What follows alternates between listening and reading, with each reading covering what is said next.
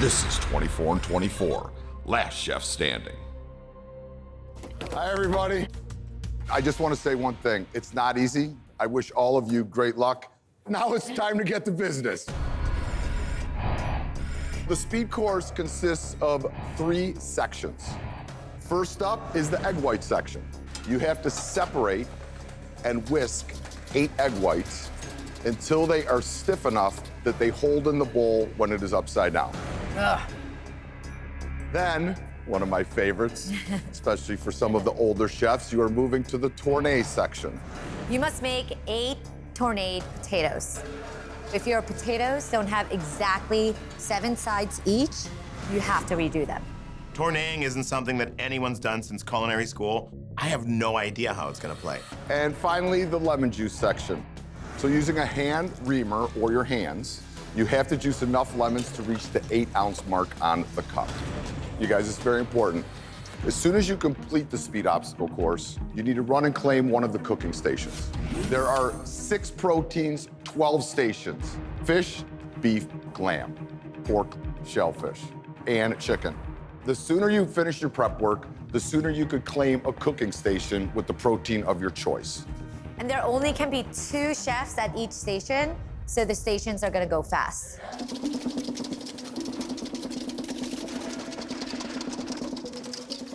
One, two, three, clear. Sawyer is done. Check. Oh, okay, Cleveland boy. Izard is done. Let's go, LT. Go, chef. Check. Check. Potage is done. Done. Can go anywhere? All right, guys. Beautiful veg, beautiful veg. Check, please. Oh, Kevin. Okay. All right, here we go. First one. Guys, everybody stop! Everybody stop! Stop! Wait. What? Are we all stopping? For real? All right, Kevin. You are the very first chef to win possession of the most powerful item in this competition. Oh, like that. The golden knife. Ooh. There are 23 chefs standing around you right now, your fellow competitors. You are going to get to choose who you want to face out of all of them, head to head in an elimination challenge. Pretty tough this year. There are no weak links in the group. I don't want to look like a weak chef by choosing somebody weak. So I'm going to choose a chef that I know is fierce, and I have to win, or I go home. Chef, you ready? I'm ready. Let's go. Bam, let's go. Kevin picks me, and I'm like, oh, you've got to be kidding me. You want to go? I'm ready to go. Let's go. Let's go! With Michelle, I know she's beaten Bobby Flay a couple times, but I knew that we would cook a very different style of cooking, so I felt confident going against Michelle. All right, you guys, there are 24 minutes. One will survive, one will go home. Your time starts now. Something, light. I don't have a lot of time, so I don't want to take up too much time cooking the food. So I have to make good, flavorful beef tartare, Korean style, with some crispy rice. It'll be delicious. We only have one bite to impress the judges. Choosing beef, I knew exactly what I was making. I'm gonna hit it with the flavors, a lot of garlic, a little bit of ginger, sesame oil, and soy sauce. I am very confident with this dish that I'm going to get her out of here and I'm going to take this round. Chef? Hi. How are you feeling? Battling the first round. Yeah, first round nerves. What are you making? I think I'm making a Greek meatball. We're gonna do a little pomegranate Greek yogurt, kind of a tzatziki. Oh, I smell the Onions, spices. garlic, allspice, cumin. I'm always going between the Italian meatball and the Greek meatball. Yeah, because you're Sicilian Greek. Sicilian Greek, like Mr. Just Symon. like Michael. The difficulty of making one bite is everything has to be layered perfectly. But who doesn't love meatballs? 1 minute and 15 seconds left. Let's go, you guys. 1 minute. I know that Kevin is gonna bring it, so there's a lot of flavor you have to punch in there. I am feeling really good about my dish. 5, 4, 3, 2, 1. Hands up, chefs. So your first dish, Antonia, beef tartare on crispy rice, pickled onions, garlic chip, and medley of herbs and lemon. I have to say, it is a really beautiful first bite. The rice is perfectly crisp on the outside, nice and soft and well seasoned on the inside. It's bright. One thing I would say is I almost wish that there was a little bit more beef, but the texture of the meat is really lovely. I just wish there was a little bit more of that beef on there. Our next dish is a Greek meatball, yogurt sauce, herb salad, pistachio gremolata. This is like a beautiful discovery of texture with the pomegranate sort of bursting in my mouth. There's a really beautiful sweetness and of course that seed. The outside of the meatball is so beautifully crisp, but for me, I just think the inside of the meatball is a little dry. All right, chefs, I have the result. The chef who won is the chef that cooked Korean steak tartare. Dude, man, no. Michelle, we go way back. I am so sorry. I was very excited to see you cook Me too. a lot through this competition, but You know how hard this is, but really incredible cooking. Michelle. huge it's a fan, pleasure. chef. Thank you for I'll see you. coming. Thank you. Stay well. I am stoked. This is going to give me a huge confidence boost. I can sleep. I mean, I got courtside seats to a great game. I mean, this feels great. I apologize for the sudden interruption in your first challenge. We have already had beef chosen, so that protein is going to be replaced with something new. Ooh. Art department, come on in. What? As you can see, the new label is break room. The two chefs that claim that station are going to get to sit out the next challenge in the break room. And they will automatically advance to the next shift. I gotta say, out of all the proteins, I'm gonna try to roll with break room. It says break room. That's where you go when you're safe. This makes me want to juice my last little half of a lemon and beeline for break room. Done! All right, Stephanie is done and in the break room. This feels glorious, but I don't really know what to expect. One break room spot left. Check. Someone's got it. LT. LT. LT is done and in the break room. Lauren's got pork. And you're good. Thank you. I immediately run to pork. It's available, it's open. We love our pork in the Midwest, but you also need to pay attention to who is at the stations already. He's got Asian flavors. I don't know. Asian flavors scare me. So what's happening now is they're trying to choose the protein that they want, but they watched last season, so they're trying to size up a chef that is in the station because they're gonna have to go head to head with them. Thanks. I finally finished juicing all my lemons. I am the last person, dead last. Kathleen, find your spot. At this point, I don't really have a choice. Amazing. I'm feeling really good about lamb, but I'm standing next to Mark Murphy and I'm not excited anymore. My judge. How are you? He judged me on Chopped. Unfortunately, for all the great things that you did, we had to chop you. He chopped me. All right, guys, congratulations. One small challenge down. Now things are gonna start getting a little bit crazy. Welcome to challenge 3. But as always, there is a small little catch. After this challenge, no matter what, half of you are going home. Damn. You have 24 minutes to make a dish featuring the protein in front of you and the 3 ingredients that you prepped in challenge 1: eggs, potatoes, and lemon. And I told you to expect the unexpected. In every row of proteins, there is a single red cutting board. The chefs that ended up in front of those, you could choose to go head to head with the chef standing next to you at your station, and the chefs with the same protein across the aisle will also go head to head. Or you could choose to partner up with your station mate, and that would make it a team throwdown against a duo with the same protein across the aisle. And in that case, the losing team goes home. 24 minutes starts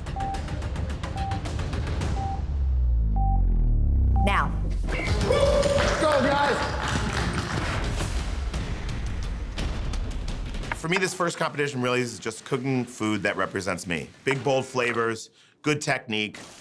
So for my best dish, I'm thinking chicken thighs. That's looking good. Underneath which, I'm gonna use some wild mushrooms, incorporate some of those potatoes into a little fricassee with some leeks. I'm gonna be making crispy chicken with a lemon garlic Brussels sprouts. We're gonna get our homegirls in there. So I've been making chicken this way since I was 10 years old, so I'm pretty confident that I'm gonna be able to make an awesome piece of chicken. Ow. We're doing this. I'm making rustic potato puree with a pork tenderloin and a lemon za'atar gremolata with a fried egg. I didn't choose this spot. Like, I just like... Yeah, you came over here, dude. I'm gonna go with like a breakfast type style. I'm gonna do like a bacon jam hash with a marinated pork chop, extra fried egg over top. So we're starting the day off with breakfast. I'm a pork girl. Like, I love pork. If I have to take down my MasterChef bestie, I will. Plate on this side. We'll plan on that. Yep.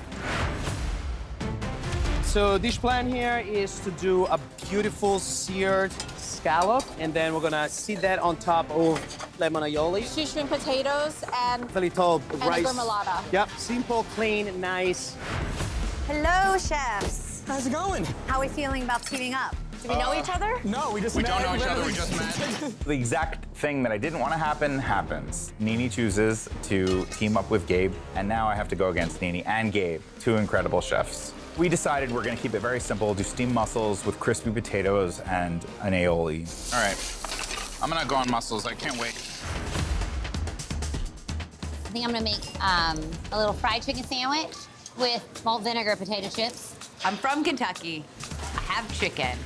We are making fried chicken. Chef Ashley. Hey. What's going on? I've got this chicken breast. I'm gonna get a nice sear on it, braise it with some beer. Well, best of luck. I'm choosing to make a braised chicken dish with some lemony seared radicchio and oyster mushrooms and a potato skin crunch. Your chips are looking good. Thank you. Right behind. Tartare, chef? Yes, lamb tartare, super Mediterranean. We do harissa potato chips. Beautiful. Some kind of aioli. That sounds good to me. Yeah. What are you making, chef? I'm making some lamb lollipops with ají verde, a little bit of salsa matcha, Yummy. with some potatoes. 11 minutes left, chefs. 11 minutes left in this cook.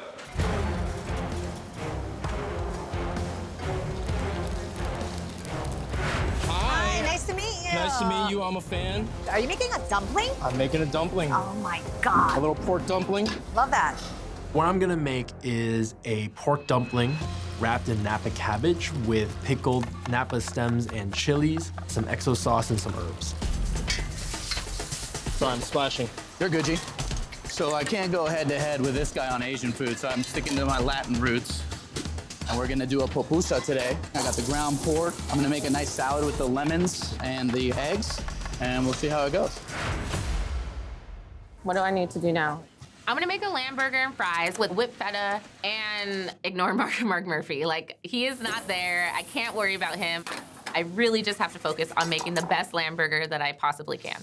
So I'm making merguez with a little caponata. You know, the good thing is I still cook a lot at home. I also do a pop-up restaurant 3 days a month. I love competing. I love cooking. I mean, that's just the way it is. You found a nori, right? Yes. Okay, cool. I feel bad about taking a hunk of tuna like that, but that's the way it is. It's a big risk cooking with somebody who you've never cooked with. Fortunately, I had a full game plan of what we're going to do with this dish. They're gonna love it. Lots of love in it. Elliot has bought into the idea of this dish. I think there's a level of trust there. Our dish that we're going to collaborate on is going to be a tuna crudo. I'm feeling really nervous because it's like I have to work with someone else. Leslie and I are a team now. I've never met Chef Leslie. I don't know how he cooks. We're doing a seared halibut, herb salad, pickled veg, and chili oil. 5, 4, 3, 2, 1. Hands up, chef. Good job. So the first battle you're tasting is a chicken battle. Okay. And the first dish you're tasting, chicken with chicken and potato skin crunch, chicken and egg yolk sauce, lemon braised radicchio, and oyster mushroom. Truthfully, it feels more of a mushroom dish. Not a lot of chicken, and the potato kind of just seems lost. All right, next dish. You're cutting into a fried chicken sandwich, lemon poppy seed aioli slaw, salt and vinegar chips. Really well constructed. It's a large piece of chicken that you had to fry. It's actually nice and luscious. I just wish there was another flavor profile. Sandwich stays. Chef Damaris. Good job. Ashley, I'm so sorry. It is your turn to clock out. Going out first never feels good, but I'm gonna go home and focus on my community. First dish, crispy fried chicken with lemon basil smashed potatoes and lemon garlic Brussels cream pepper sauce. I love the flavor of the mashed potato. There's some texture to it, which I'm into. The biggest miss is the Brussels sprouts. They're cut way too large and they're not roasted enough. Next dish is a chicken thigh seared with lemon espelette aioli, potato leek morel fricassee, potato shoestring. I'd like to give a negative on it, but I really don't have one. It's clear to me that this dish wins. Chef Sawyer, congratulations. Star, I am so sorry. It's your turn to clock out. For me to go head-to-head with a living legend, I'm satisfied. She likes the chicken, that's all that matters. I did what I came to do, represent myself in the best way I could, and I'm happy with what I did. Pork tenderloin, lemon za'atar gremolata, fried egg. Hello, gorgeous. It has a perfectly pink inside. The outside I can almost like pull apart with my fingers, but you need a little bit more time to boil the potatoes because they have a little bit of crunch to them. Marinated pork chop over bacon jam hash, topped with a fried egg. The flavors of this dish are outstanding. The pork chop reads a little dry, but that egg yolk makes up for it. Honestly, I'm going with this one, dish 2. All right, dish 2. Congratulations, Chef Kelsey, you won. Dara, I am so sorry, but it is your turn to clock No, out. thank you so much. Love you. I'm disappointed that I'm not gonna go any further in this competition, obviously. You know, I'm still young and I'm gaining experience and I can really only learn from this. Pork and Napa dumpling, pickled Napa, XO sauce, herbs.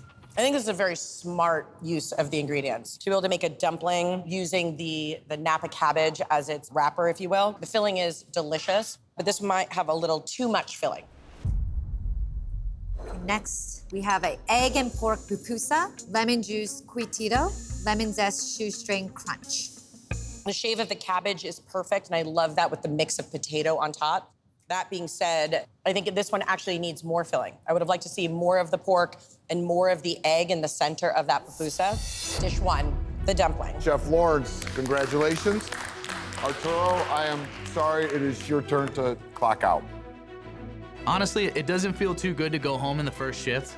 This competition is ridiculous. I mean, who signs up for this kind of thing, dude? Brown butter seared scallops with an Italian aioli, crispy potato with hazelnut remoulade. The scallops are seared perfectly, translucent in the center, nice and soft. The aioli is such a smart play using the egg yolk, obviously, and lemon juice, and it works really well with the scallop.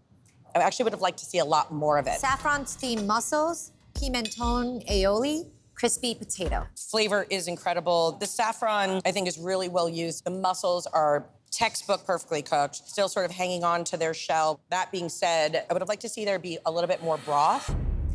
1. Congratulations, Nini and Gabe. Milan and Richie, I am so sorry. It is your turn to clock out. Thank you. Thank you for the opportunity. Bye, guys. All my emotions always come out as tears, whether happy or sad. I just wanted to show more of what I could do. And it's really frustrating to go home so early. Lamb and harissa tartare, anchovy aioli, smoky potato chips, and herb salad. It feels like all of these ingredients were completely meant to be together, not something that you made them cook with. Lamb chops, crispy potato, ahi verde, salsa matcha, mixed greens. This chef 100% knows how to cook lamb with their eyes closed. It comes down to what surprised me more, so I'm going with dish 1. All right, congratulations, Chef Brittany. Congratulations, Chef. Zuri, I'm sorry, it is time to clock out. All right. Great job, chef. Open-faced lamb burger, pickled onions, cucumber, and herbs, za'atar French fries with feta, lemon aioli. The flavor of that lamb is so delicious, and the burger itself is cooked so perfectly. I love the feta cheese. If you're gonna go fries, it's hard to do in 24 minutes because they're just not gonna get crispy. Thank you, chef. Okay, next dish, we have a grilled merguez with palm rissolette, caponata, and saffron aioli. The potatoes are done really well. I almost wish that the sausage was roasted or grilled and then sliced into the caponata, so to kind of bring the dish together. I'm going with dish 1. Kathleen, you are moving forward. I'm one. Mark, Nice, thank you. you have to clock out. Wow. Mark Murphy! I live to see another day. See you guys. Good luck. Have fun. I'm really happy I came to do this competition, but yeah, it would have been nice to cook in this kitchen again. I was just starting to, figure out where things were. We are in fish world. First dish is a blackened halibut, crispy togarashi potato, herb salad, pickled shallots, garlic chili oil. The fish is cooked perfectly. Center is nice and translucent, luscious. The only thing I would say is there's like maybe a tablespoon of potato in total. So the potato almost feels like a condiment or like an afterthought. Thank you, chef. Next dish, Italian spicy tuna, Calabrian chili, crispy potatoes, nori powder. Because of the texture of the tuna, there's the element where it just feels like it was almost minced, but then there's chunks throughout it as well. And these potatoes are magic. This is another one of those 2 dishes where I'm like, wow, this is really good. And then I'm like, oh my goodness, like, this one is so good too. The dish that wins is dish 2. Yes. Leslie and Sam, unfortunately, this top out 24 works. You made an incredible dish, but you are clocking out. Good job. It sucks. I haven't even gotten a chance to show anybody what I've got. I came here to show that I am the best. Now I'm going home, and it's like the dream has been, taken.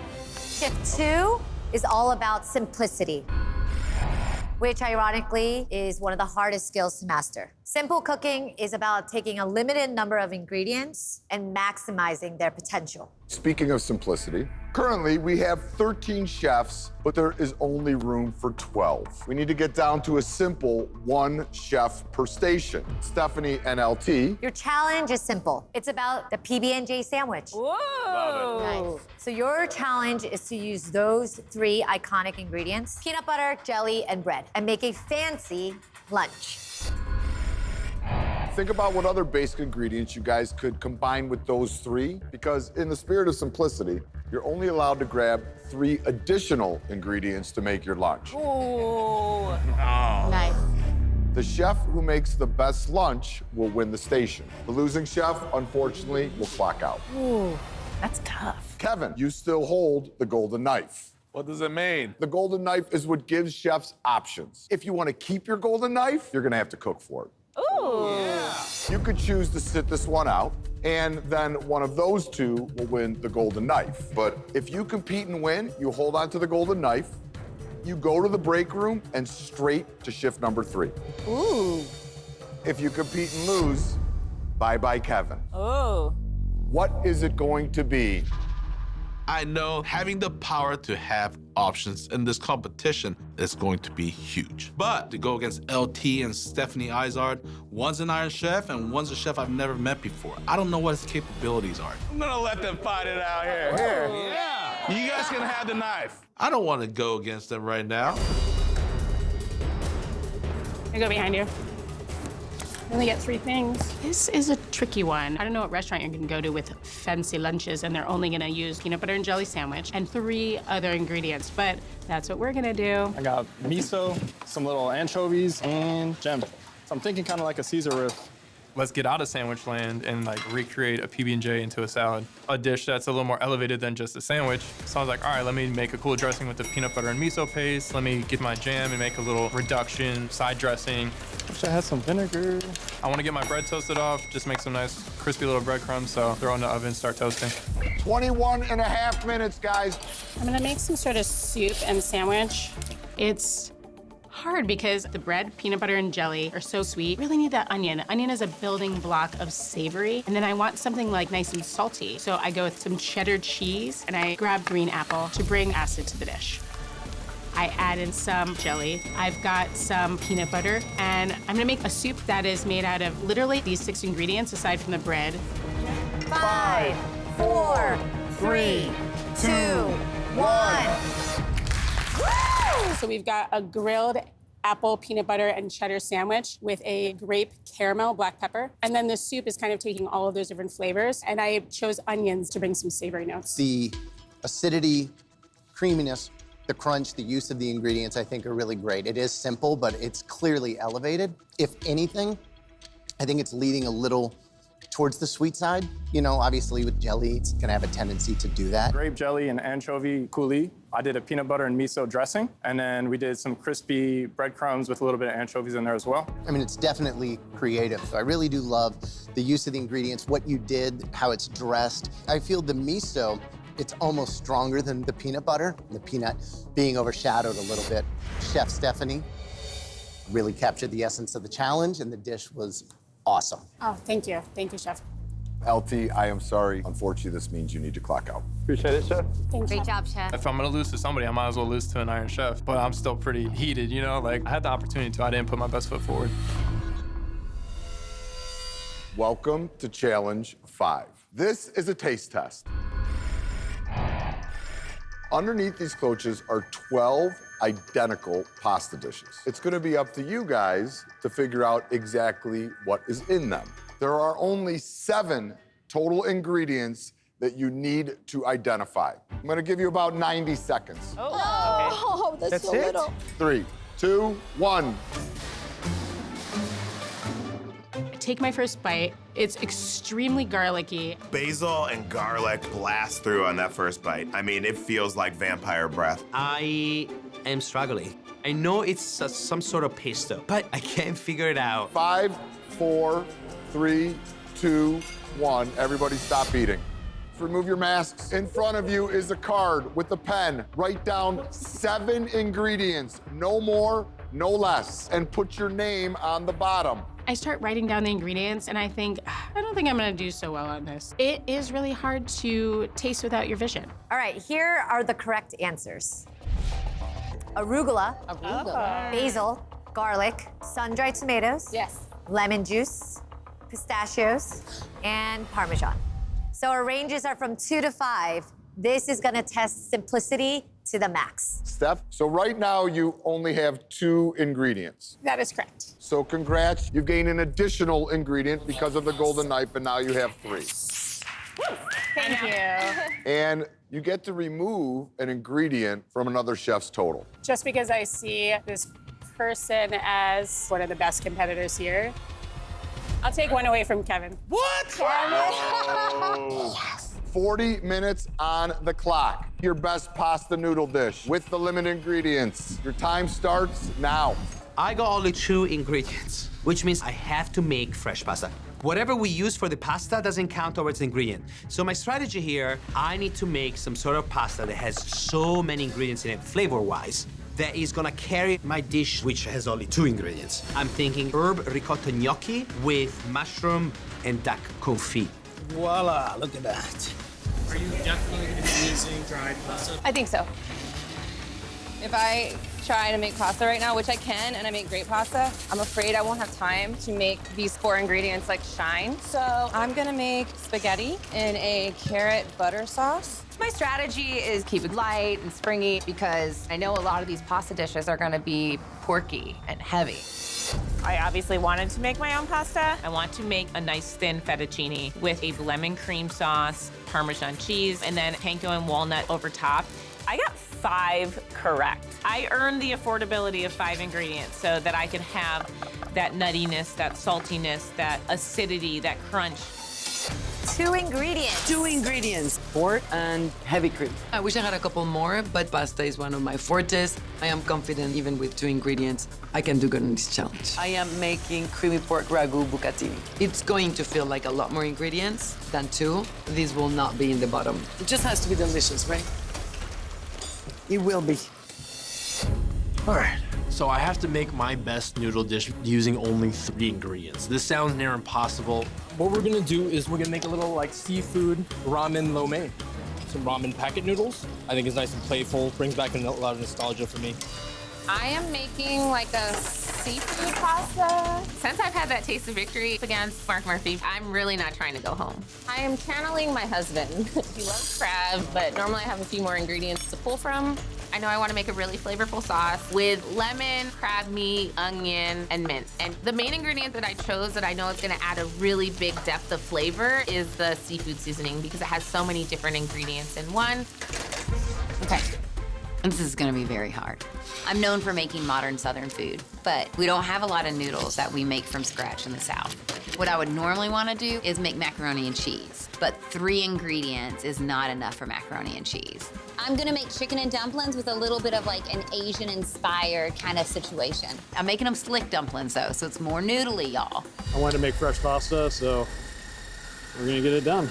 You know, I got 3 ingredients to work with. A little disappointed in myself, but as an Italian-American, I'm gonna make pasta and I'm gonna do a play on linguine and clams with parsley butter and lemons. So immediately I put the clams in. That's gonna give me some saltiness, some umami. Where I'm lacking like some of other ingredients like garlic, which I wish I had, I'm also making a parsley butter just to get a nice glaze on the pasta. I wanna make something that represents me. I'm one of the few chefs who got 5 out of 7 correct. I have lettuce, mint, fish sauce, pork belly, and limes. So I'm gonna make something Vietnamese, bún chả Hanoi. It's a rice vermicelli noodle. Vietnamese food takes a lot of ingredients. I take pork belly to grill, and then I'm turning the other one into a meatball, floating in the sauce. Are you making pasta?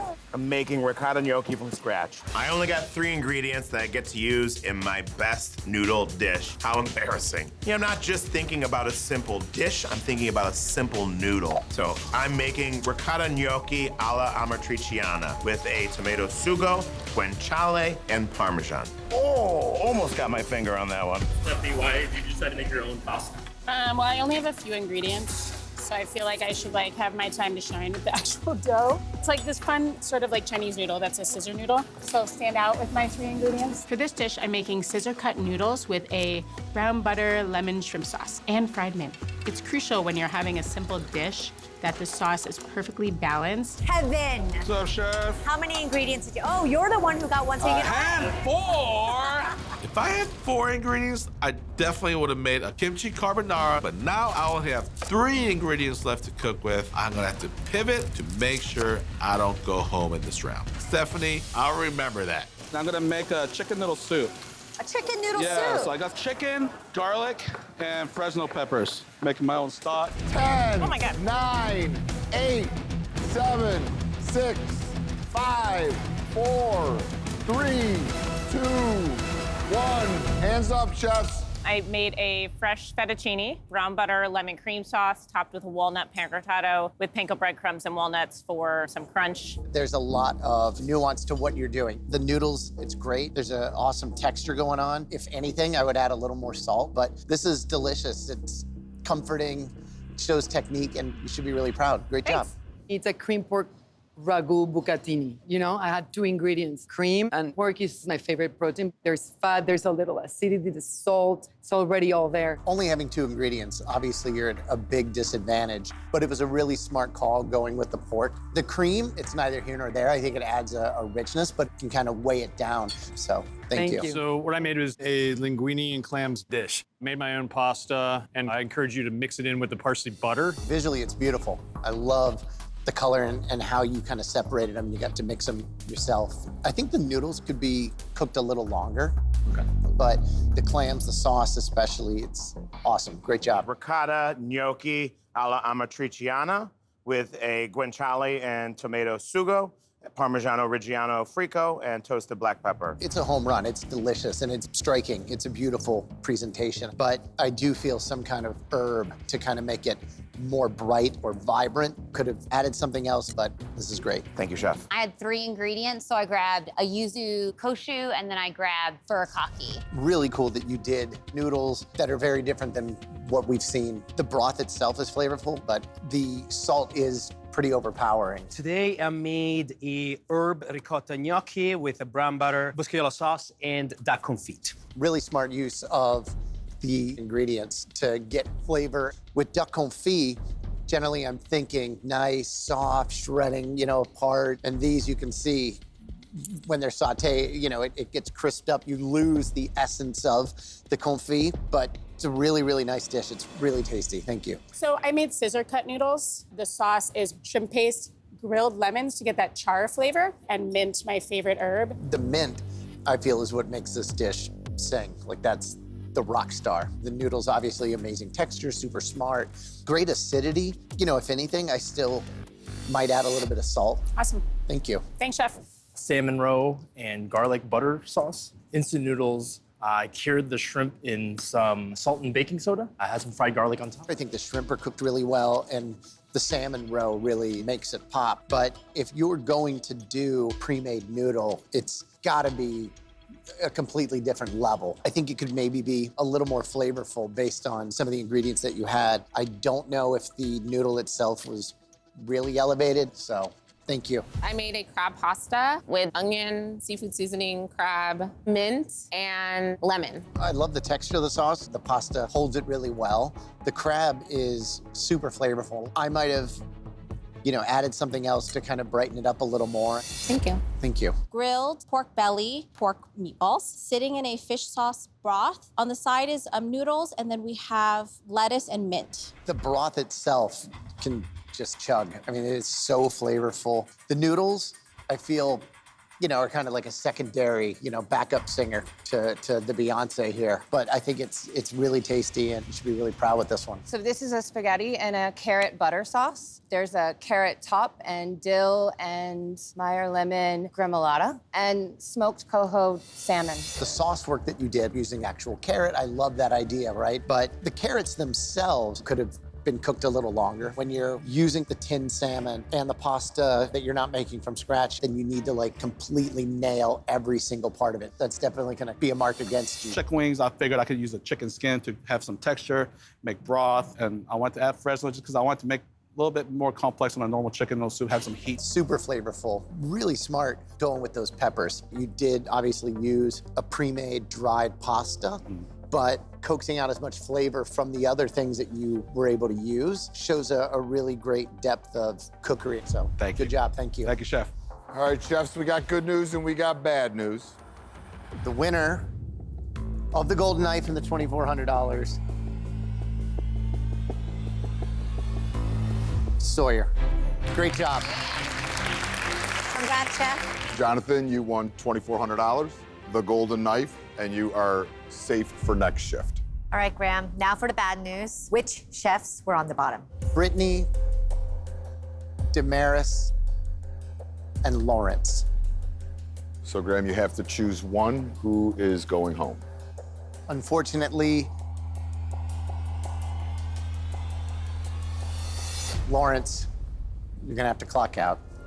Great job, chef. Good job, chef. Oh, I thought it was easy. Thanks, y'all. I wish that it had gone differently. And that's just all part of the craziness of 24 and 24. It comes down to one judge. With one dish, you win some and you lose some. Shift 3 will test your resourcefulness. Okay. All right. So over the course of the next 3 continuous challenges, you will each prepare a 3-course black tie dinner featuring an appetizer, an entree, and a dessert.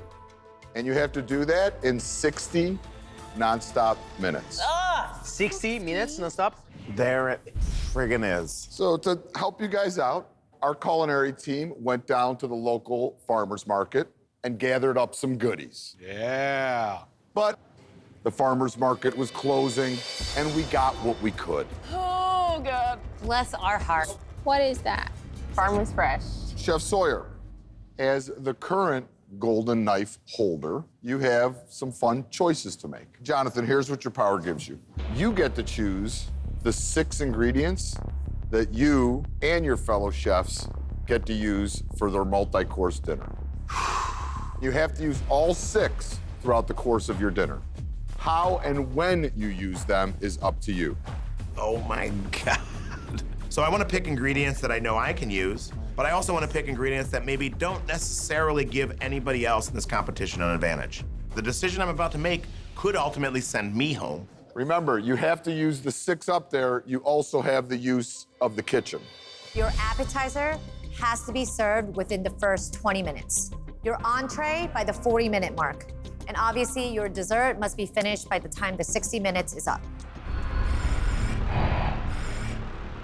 And your 60 minutes for your 3-course meal starts now. Go, guys. Chefs, go get them. Carrot tops, scallops. For my appetizer, I'm gonna do a clams carrot top.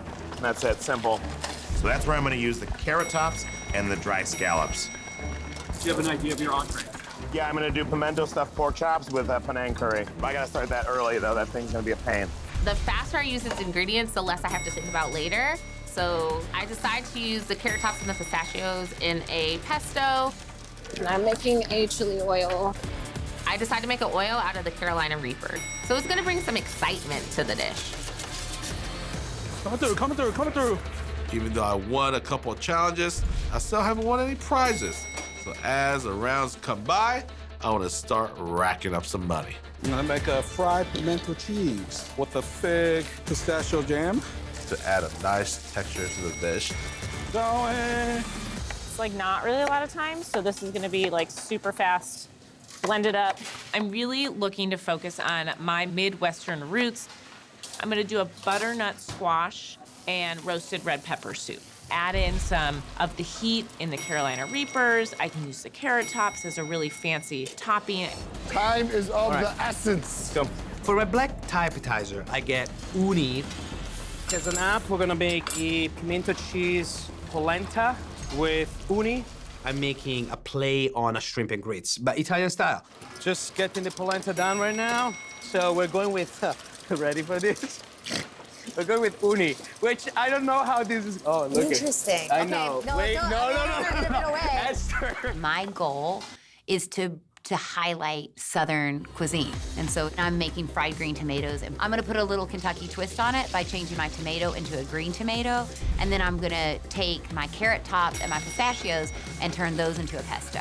I was the sous chef of the chef of the century, Joel Robuchon. So yeah, fancy dinners, it's definitely up my alley. So I'm gonna do a super simple mushroom carpaccio, and then I'm gonna infuse them all with the Carolina Reaper. That's spice. While I am doing this, I picked up branzino.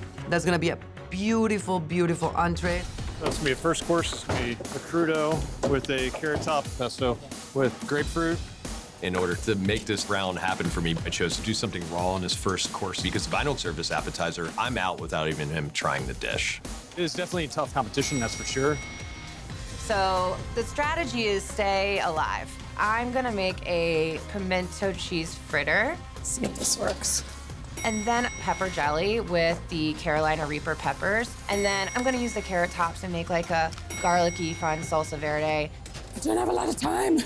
I think I'm gonna do like a crab XO situation. For my appetizer, I'm gonna use the dried scallops and the California Reapers and make something inspired by an XO. An XO sauce is a condiment that's used in Chinese cooking, and I've got the California Reapers for most of that spice. Holy. This is like blow your palate out spice, but it's hardly enough time to fully fix it. Maybe with the crab that's not spicy, and hopefully the judge, they'll just take a little bite. Get your first course to the table. Where is the ISI guns? I think I spent too much time shopping, but I have all the things I need and I'm gonna just have to rush. I am making a beef carpaccio with a pimento cheese foam and carrot top stew. We got first appetizer and Chef Lean bringing it. All right, Kathleen, shrimp, carrot, pistachio top pesto, citrus reaper oil. So she used 3 of the ingredients in this dish. This pesto is outstanding. The shrimp cooked beautifully. The reaper, I would say, might be a little too hot. You think this is a black tie-worthy dish? You know what? The first one's always tough. This does feel fine dining to me. Okay. So I'm saying black tie for sure. Dry scallop and carrot top steamed clams. What tremendous umami. Really smart using the clams, but man, I hate this plating. This does not feel like black tie. 4 seconds. Get your butts up here. 3, Excuse me. 2, 1. Get them down. One is missing. One is missing. This is Kelsey's dish. They had to make 2 dishes. She only made 1 dish. So that means Kelsey is disqualified from this round, and her dish cannot win. All right, so fried pimento with pistachio jam. Okay. Good idea. I think it's really nice using the pimento. Pistachio is crispy in here, but it doesn't really feel like black tie.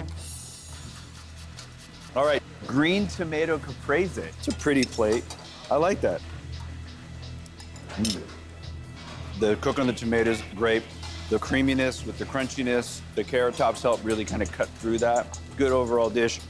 Not sure if it's black tie. It's not the ingredients. To me, it's the presentation. Pimento cheese polenta, that's black tie. That looks really beautiful. It said uni brown butter. Uni brown butter. That's Wow. fancy. That was black tie all day, man. He's turned pimento cheese into black tie successfully. Such delicate, lovely flavors. Next dish is XO-infused broth, dried scallops, crab salad. Just the ingredients in this dish are black tie.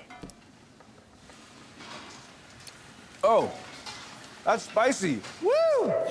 Oh, there's the Reaper. Obviously the Reaper's in that obviously one. the Reaper. Oh my man. God, she wiped you out. Mushroom carpaccio. Look at that plating, bro. Beautiful. So black tie. Cook and plating are fantastic, but it's missing umami, and I don't think she really celebrated the carrot tops or the Reaper. They feel like garnishes to me. Next we have beef carpaccio. Black tie for sure. I think the dish speaks to fine dining technique. The carrot tops I really like in this. I think it's the right move because it adds earthiness to it. I love that the foam is pimento cheese. I think that was a fantastic use. All right, so the next one, we have a pimento cheese fritter with pepper jelly and carrot top verde. Wow, that fritter's nice and brown. That's delicious. I think it's great pimento cheese use, but it's not very black tie. All right, last but not least, we have salmon crudo, grapefruit carrot pesto, and a dried scallop dressing. Lovely. Look at that plating. Yeah, good choice of china, making it a crudo, very black tie. Carrot pesto is great. Earthy, there's some acid in there. Dried scallops, unfortunately, he didn't get enough in there. So the 4 chefs that are safe and good for the next round are Kathleen. Yes. Oh my God, thank God. Sawyer. Gabe. And Nini.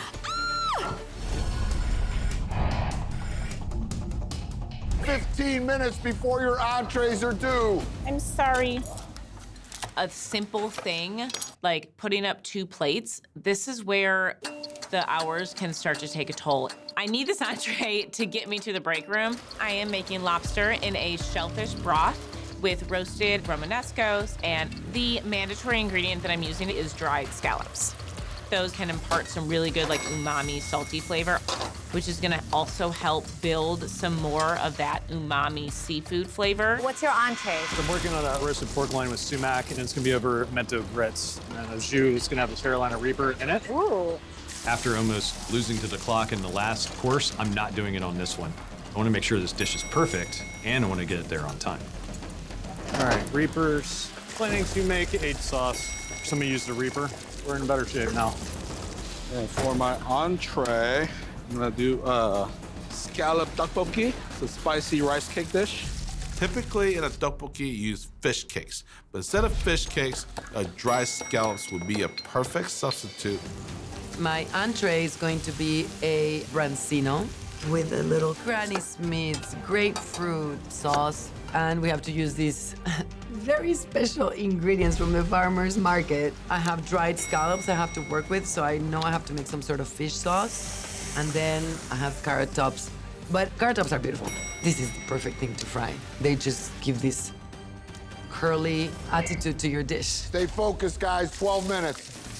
I'm making pan-roasted branzino with butter-poached lobster and a lobster pimento cheese sauce. I'm using my pimento cheese in this. Who doesn't want to put pimento cheese in their lobster bisque sauce? I am hoping that I can redeem myself in the entree round. which is going to be a classic steak au poivre. And we're gonna do the dried scallops in our au poivre sauce. For my black tie entree, I'm making Carolina pepper jelly, shrimp, over brown rice grits. Okay, that's good, that's good. So I'm gonna add in some sweetness by grating in the scallops. And then I'm adding the pimento cheese to my brown rice grits. And then it's also black tie. 5 minutes and 30 seconds. I sliced the pork, it's perfectly cooked. The confidence in how I'm seeing this dish come together is kind of erasing what I did in the previous course. So I'm feeling much better. Yine. Thanks, Chef. Thank you. I'm the first to get up there, and my food is sitting in front of Jet. That way I can start my dessert. First of all, stunning plating. Is this what you think of with black tie? That's exact. I mean, I couldn't do this with no pressure. Perfectly cooked pork tenderloin. It's light, warm pink all the way through. So it looks like he used pimento cheese and the Carolina Reaper. Pimento grits, they're creamy, they're not under. It's not as hot as I want to be, unfortunately. Oh, really? Dried scallop tteokbokki with pecorino. Translation, please. Tteokbokki is a rice cake dish. Ah, okay, excellent. Pecorino, fried onions, carrot tops. I would say this is black tie. It looks gorgeous. Carolina Reaper is there. Okay. It's very hot, but it's supposed to be for what the dish is. I think this is a really nice place for dried scallop. Unfortunately, they don't really sing. Okay, next one. Look at this plate. Yeah. It's a piece of art. It's so gorgeous. I think that was a really smart plate. The scallops and broth really shine. It's got that really dense umami. The lobster's cooked perfect. So black tie, excellent. Scallop use, excellent. It's a tremendously delicious dish. It's beautiful, too. It really is. Okay, this one's the bronzino. Apple grapefruit sauce. God, I mean, talk about black tie. Scallops, carrot top. Oh man, fried carrot tops. Never seen that before. Genius, genius move. I love this dish. It's so beautiful. Very cool looking, It's too. so cool looking, but dried scallops don't pop. Okay, next up, we have Pan-seared branzino. carrot top, butter poached lobster, lobster pimento sauce. I love the use of pimento in the sauce here. It tastes like pimento cheese, but it does taste like pimento cheese put a black tie on and got fancy. It really worked for me. Carrot tops, you know, I think she could have done more with it, but black tie all the way. Jet, just so you know, all entrees have made it up. So we're in. We're We're complete. in. We're all in. Complete. Okay, Yes. sounds good. All right, next up is beef au poivre with dried scallop and sherry. All right, dried scallops are in the au poivre sauce here. The dried scallops add a lot of savoriness to this dish. Unfortunately, they don't live on their own. Like I wish she fried them on top as a garnish to really punch them up. Last but not least, we have Yeah. shrimp and brown rice grits, pepper jam with reapers. What a fun dish.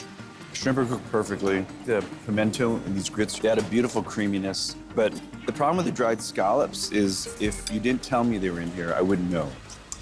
All right, you guys, the 4 chefs that have won this round and are safe and can go back to the rest area are Brian Voltaggio, Elia, Stephanie, and Kelsey. Peace out, bitches. The 3 remaining chefs are cooking for their lives. For the dessert round, I'm making a strawberry blackberry bread pudding. Really utilizing that strawberry milk to make a nice strawberry custard to really soak up these Hawaiian rolls. But I feel terrified. I feel like I got this. So I'm gonna make my own strawberry milk sweet scone. Who's good? I used only strawberry milk as the liquid. I refuse to go home shift 3 for desserts. I refuse. So I'm about 8 hours in, and it really can be mentally taxing. I'm a little bummed. I don't want to go home, so my black tie dessert needs to be special. I'm making a ricotta zeppoli with a strawberry salad and strawberry milk white chocolate ganache. 5, 4, 3, 2, 1. Chef, I made a strawberry milk blackberry bread pudding, going with a little black sesame macerated blueberries, finished with a little vanilla bean whipped cream.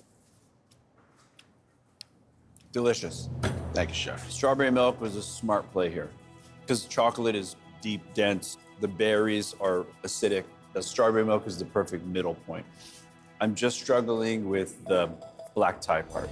So this is a ricotta zeppoli with strawberry milk, white chocolate ganache, and a strawberry and pistachio salad with balsamic and Thai basil. What a fun plate up. I mean, it's really elegant. The zeppoli itself is pretty perfect. I think black tie, you nailed it. Really like the use of your strawberry milk. The basil, as much as I love Thai basil, I mean, it really kind of took over. It's such a strong licorice taste. You have in front of you, Jet, a strawberry milk cream scone, brown sugar labna sauce on the bottom, and there's a mix of all different berries. And then there's mint to just keep it nice and lively. Damaris, visually stunning. Let me just start there. It's light, it's refreshing. You've made a scone into a black tie meal, 100%. Strawberry milk, it's there. Yeah. But I wish it was maybe in the labna, just to repeat itself. Okay. To kind of reinforce the flavor. The chef that is clocking out right now is Brittany. I'm sorry, the basil really kind of took over. I'm so sorry, chef. Well, yeah. Thank you so much. Thank you, Brett. Love you, Brittany. I feel like I got to show the kind of cooking that I like to do, but this show is no joke. I don't know if I would ever do it again. I'm glad to get to go home, have a whiskey, and relax. On this fourth shift, we will be focusing on artistry. Beautiful plating is essential for a memorable dish. For challenge 10, let's have a little bit of fun. Oh, let's do it. Esther and I are calling this challenge a work of art. You have to use everyday produce to make a beautiful work of art in 10 minutes. 10 minutes? Very difficult. The interesting thing about this one is you're going to be judged on presentation alone.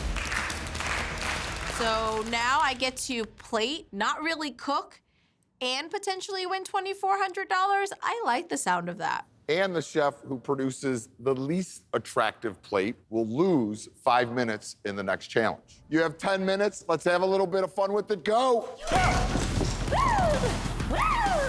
This is really like painting. And so immediately I go into Northern Lights in Iceland, a beautiful trip that I took. And I remember sitting there and I seeing the sky that was completely red. Very monochromatic. And that's really when I think about dragon fruit, I think about grapes, I think about purple beets, red, dark purple canvas to then build on.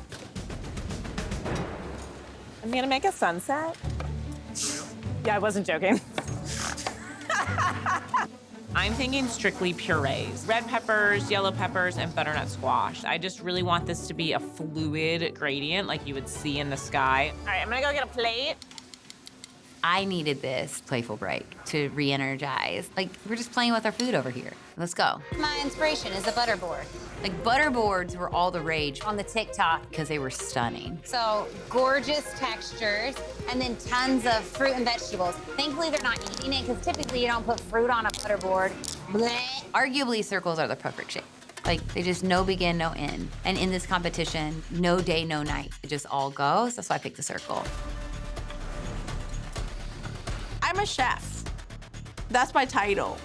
I'm not an artist. I just cook food. Sometimes it's pretty, sometimes it's not.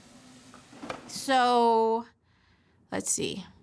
I am going to make this delicata squash my centerpiece. It's gonna be like a walk in the woods. I make a crumble with the mushrooms to kind of look like the dirt of a forest floor.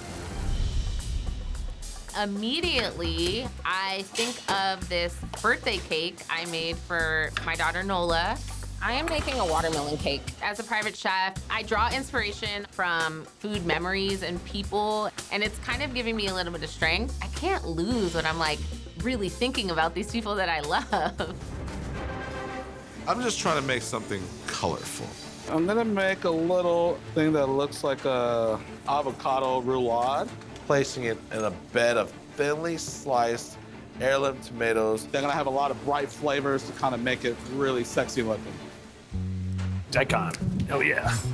I have no idea what the sun looks like outside right now because I have no idea what hour we're in of the day, but I've seen this sunset before. Kind of want to dive into like what it would look like if you're sitting on the dock of a bay and looking at the sunset falling against the trees. One of my favorite things about being a mom is doing crafting projects. So I'm going to make a little scene that reminds me of something I would craft with my son, of having a cocktail on the beach watching the sunset. Because you know what? That would be an amazing place to be right now instead of where I am.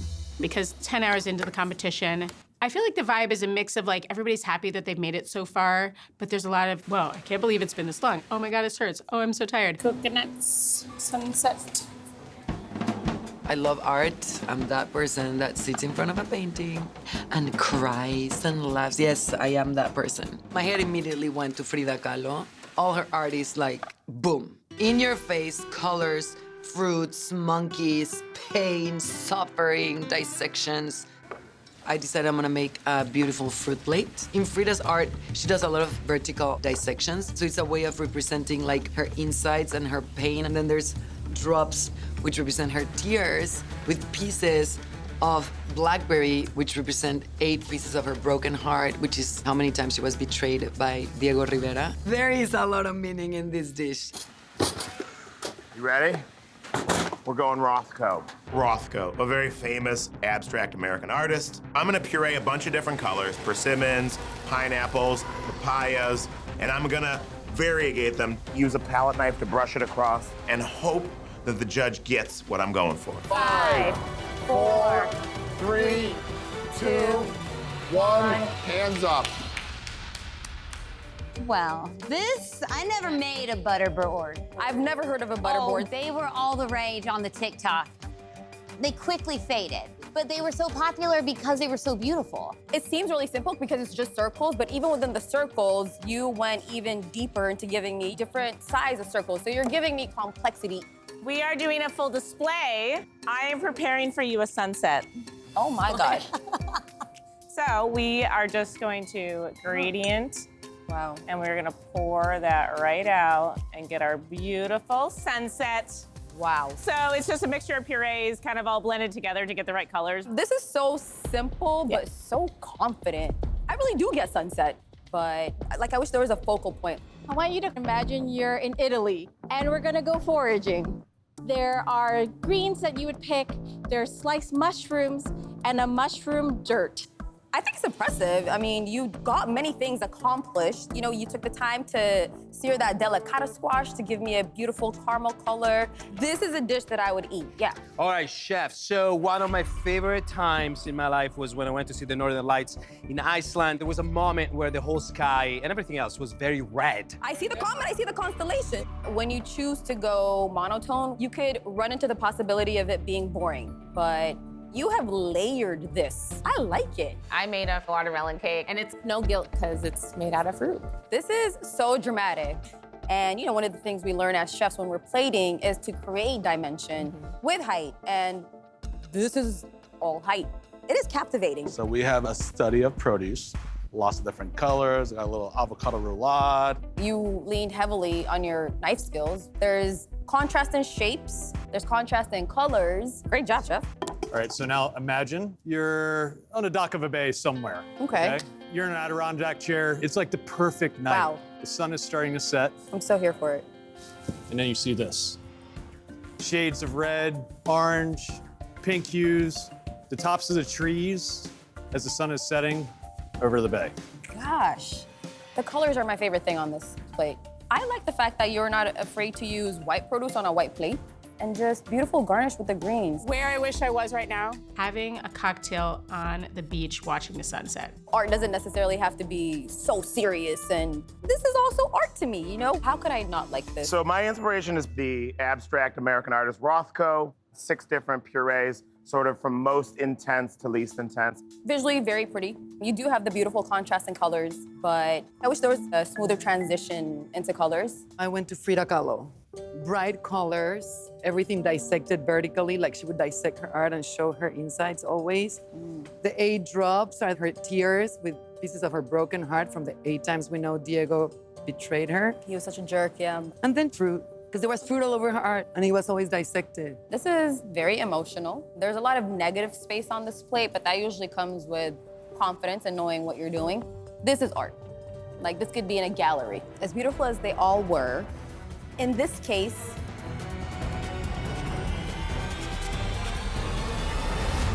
Sawyer, because it was so simple and all we had was the puree, I wish there was like less texture and better transition between the colors. Unfortunately, Jonathan, that means in the next round you lose 5 minutes. To help you along in this next challenge, we thought we would inspire you with some masterpieces. Take a look.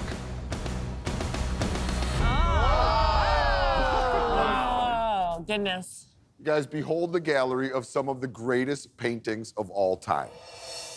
So your challenge is to make a plate of food that is clearly inspired by one of these masterpieces. We're not looking for an exact replication, but you must use the colors, shapes, balance, and compositions as a visual inspiration for your dish. But unlike the last challenge, this dish should also satisfy the chef's palate because this is actually 2 challenges in 1. Whoa. Challenge 11 is a visual contest. Each plate of food is going to get a score up to 50 based on how it represents the painting artistically. Challenge 12 is a taste contest. That score will be judged on taste only, also scored up to 50. The chef who receives the highest combined score will receive the golden knife going into the next shift. The chef who receives the lowest combined score will be eliminated. So, Chef Elia, since you are the current knife holder, you get to choose your painting and get to assign the rest of the chefs their paintings as well. Oh. Okay. Ooch. Come on up. That's what I get for being the golden knife holder, a responsibility. That paw, that monkey's paw. Something that looks like a great gift, but there's a trick. I'm gonna go for the Monet. I've spent several hours at Paris just looking at Monet. I think it's just a beautiful impressionist, and I feel inspired by it. So chefs, these are the postcards. I picked the one I wanted, and then I just assign the paintings as I have them in my hand. Okay, everybody, 45 minutes to create a masterpiece starts now. I want to focus on a pearl. A pearl is created because a piece of dirt or grit or sand gets into the oyster. And I want to bring those flavors and that interpretation into my dish. I am making catfish and butter poached radishes. I'm assigned the Kandinsky, and I am excited because that is a painting I was immediately drawn to. My main goal is that when she sees this, she's like, oh, I know exactly what it is. My strategy is to lean in on these flavors that the painting has inspired me on. I feel warmth, I feel vibrancy. I am immediately reminded of Mexican flavors. So I'm gonna make some sort of stacked enchilada with a few different salsas and sauces. Elia selects the Dunkinson for me. This is woodland, it's bucolic. I'm going with foraged mushrooms, hanger steak marinated in koji and gochujang. And then I'm going to literally try to recreate those trees from Swiss chard and turnip greens, which I hope I can do in 40 minutes. The Van Gogh is a difficult painting. It's gonna be green, it's green, it's green. And I decided to do a green risotto with grilled asparagus and purple potato chips. I get the Mondrian, which is like the one that's not like the rest of them. I brought the whole pantry. I am making a pea flour jasmine rice, sauteed cod, and a parsnip puree. Guys, coming through, coming through. My artwork is a great wave, and this competition is like riding a wave. I've had a lot of up and downs up to this point, but it was the God's gift for me to get the one I wanted. I'm really taking inspiration from the shape of the wave and really the ocean. And I can make a nice scallop crudo dish. I just like Monet. Most Monet gives you some sort of peace. You're elevated to like a peaceful scene. I immediately thought scallops because I want to like replicate pond leaves. with blood orange, lemon, cilantro. Okay. This painting is really good and easy because it has a shell in it. So I know I want to make a scallop dish, and so I'm going to serve a raw scallop crudo. Delicate, delicate. They're so fresh.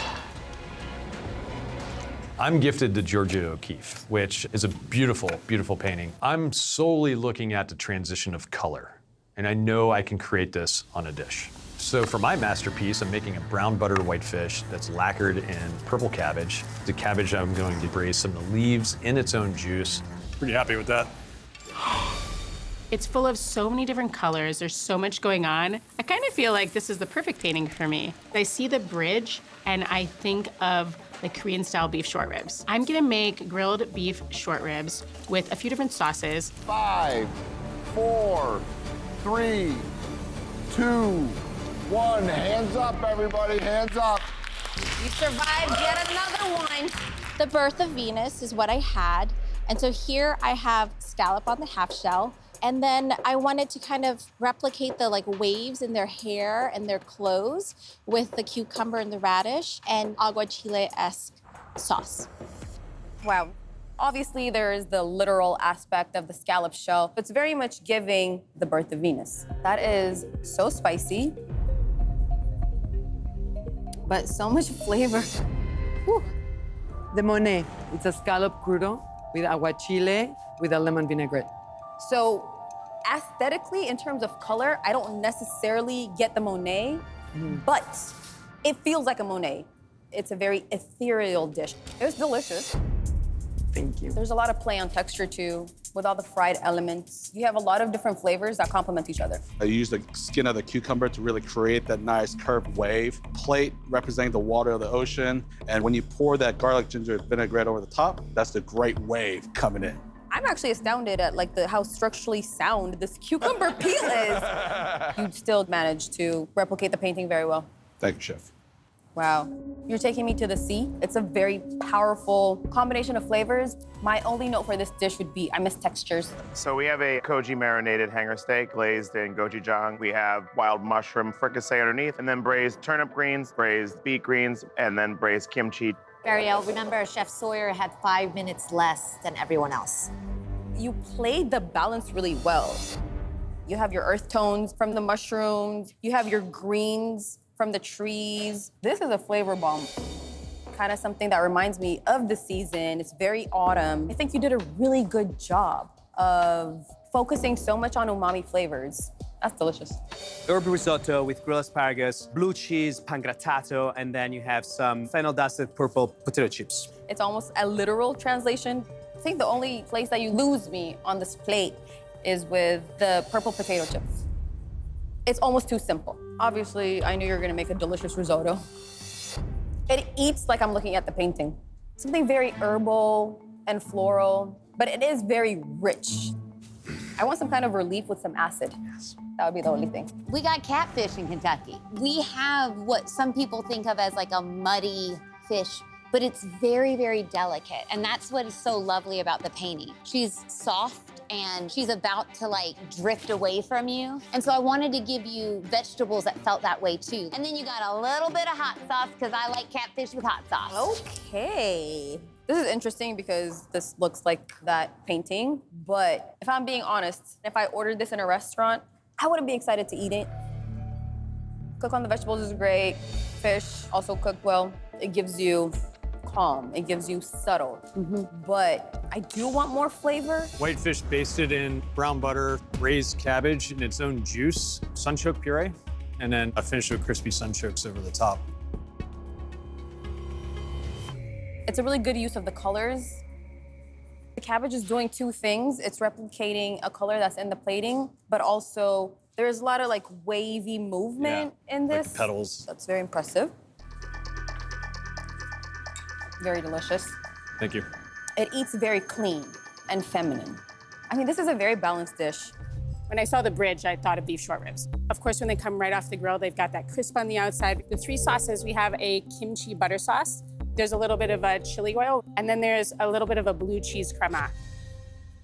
I think it's a good replica of the painting because you have 3 different sauces that play the sky. I see it. I see the painting, for sure.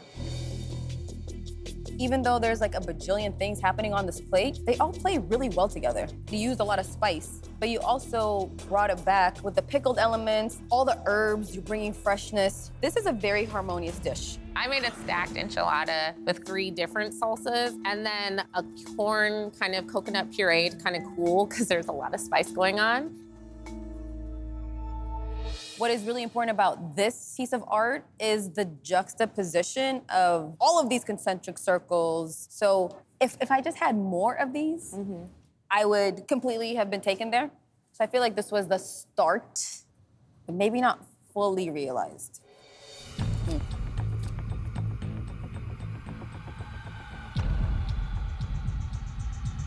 That zucchini, it's a little underwhelming. It's under-seasoned. But it all eats well together. So I did a pan-seared cod, some marinated yellow peppers, some coconut jasmine rice, topped with a little blue tobiko. And then you have 2 different kind of parsnip purees. You gave me the diamond, like you gave me primary colors. I get it.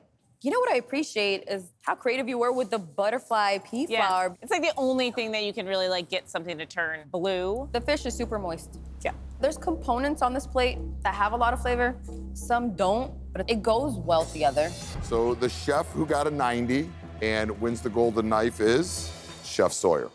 Yeah! The chef who is clocking out is Damaris. Oh my God. I'm just surprised. Like, she said my dish was subtle, but for me, that is what it's supposed to be. I think you should be incredibly proud of yourself. Thank you. You're unfortunately clocking out. Thank you all. So I'm leaving. I'm disappointed, but I can't wait to get home. Everybody loves ice cream. But shift 5 is all about adaptability. And that means adapting quickly to changing circumstances. You guys have 20 minutes to use the ice cream at this ice cream bar to make your best dessert. There are 9 flavors of ice cream, 1 per chef. Chef Jonathan Sawyer, since you have possession of the golden knife, you get first dibs. I want this ice cream to be really flavorful and really rich, and that is butter pecan. Butter pecan. All right, Jonathan, because you have the golden knife, who would you like to pick next? I hate this. I don't want to make any enemies. I want it to be fair, so I know I'm gonna go girl, boy, girl, boy, girl. Here you go. Vanilla. I'm boring. All right, Jonathan, who's next? Gabe. Gabe selects cookie dough. Who's next? Stephanie. Stephanie selects strawberry. Voltaggio. Voltage took coffee. Ilya. Elliot takes chocolate. Kelsey. Birthday cake. Birthday cake is gone. Kathleen. Kathleen with Cherry the cherry chip. chip. Cabinet. Hilarious. This is my least favorite ice cream in the world. Mint chocolate chip. I hate it. It's like brushing your teeth and eating ice cream. The only ingredients you could use in this competition are the ingredients you find in this room. You are not allowed to grab any food from the regular pantry. There's not a lot of stuff in the break room, like the refrigerator. There's water and, Gatorade and stuff like that, but it's not good. You can also use anything on your station, butter, salt. 20 minutes for the golden knife. Your time starts now. So we are going s'more land. We're on our feet for 13 hours at this point, so let's just say we're not mentally accurate right now. I do not trust myself with any thinking. But I'm a chef and a father, so I thought about my kids, and the campfire is roaring, and I'm gonna make a s'more. I know I can do it with these break room ingredients. I love vanilla ice cream. It's a blank canvas. Okay. And so I grabbed fruit and white cheddar crackers, things that are sweet and salty, and the richness of butter toasted white cheddar crackers is going to play well with the vanilla. Okay, Gabe, what do you have going? I'm gonna make an ice cream sandwich. Okay. So I'm gonna take the brioche bread. I'm gonna press in a waffle. That's gonna be the base of my sandwich. In Italy, it's like my favorite thing. What's it called in Italy? Oh my God. So this is called bombolone or bombetta or something. It's delicious. It is delicious. I like it. I don't know what I want to do. I have zero plan, but sometimes being adaptable is just like literally putting one foot in front of the other. All right, I got a waffle cone, and I'm like, this kind of looks like a hat. For some reason, I think of a gnome, and I'm like, well, I'm gonna make a gnome in a forest. I need this to like be ahead. Birthday cake ice cream is so sweet. But I want the golden knife. So I'm channeling my kids and I'm gonna make something that they would absolutely love, a birthday cake ice cream sandwich. All right, Brian, what do you got going? So I'm going on flavors of tiramisu. I got coffee ice cream. So I got some lady fingers, or not lady fingers, they're not lady, they're pizzelles. Soaked them in some coffee right now. I got cream cheese and some marshmallow. Yeah, so cream cheese playing the role of mascarpone? Yeah, exactly. Right. Cream cheese / marshmallow, chef. I see you have chocolate ice cream. Yeah, I'm gonna make an affogato. Affogato, one of my favorite things in the world. I love an Orange affogato. chocolate affogato. An affogato is ice cream with a shot of espresso poured over it. So my strategy to make this dish is just adding more ingredients and elevate affogato. I slice fresh mandarins, roulette with some sugar and butter, candied clementines, croutons with butter and sugar. It's gonna be good. I grabbed a bunch of stuff. I don't really know what I'm doing. This is fun. I haven't had any break. Since Chef 2, my body is really tired and I feel frustrated. I don't know how to make something delicious out of something I hate, mint chocolate chip ice cream. So I decided to fry the pre-made peanut butter and jelly sandwich. I feel like that can maybe mask the strong flavor of the mint. My brain is working at about 23%. I have no idea what I'm making until I remember at our restaurant we have Fat Elvis pancakes. All right, Steph, what do you got going? I see some caramelized bananas. Yeah, I'm gonna do like a strawberry peanut butter banana, like Elvis style, like banana split type thing. Elvis banana split, I like it. 3, 2, 1, hands up. So it's an affogato, espresso, candied mandarins, crouton with the bread, with roasted pecans. That's really yummy. These oranges, texturally, it's really nice. Good. This is a smart bowl of ice cream. So I have the strawberry ice cream, there's a peanut butter hot chocolate sauce, and then I made a big sort of crumble out of these little crackers with the cheese in the middle and some chocolate wafers. The cheese wafers, although very strange to me, totally work because it gives you the salty little crunchy bits. And also it's really visually appealing. So much fun, it's delicious. I found a pre-made peanut butter and jelly sandwich in our break room. So I fried it to go with our mint chocolate chip ice cream and then finished it with some peanut butter cup and some pretzels on top. The combination of mint ice cream with like peanut butter and jelly feels a little discombobulated.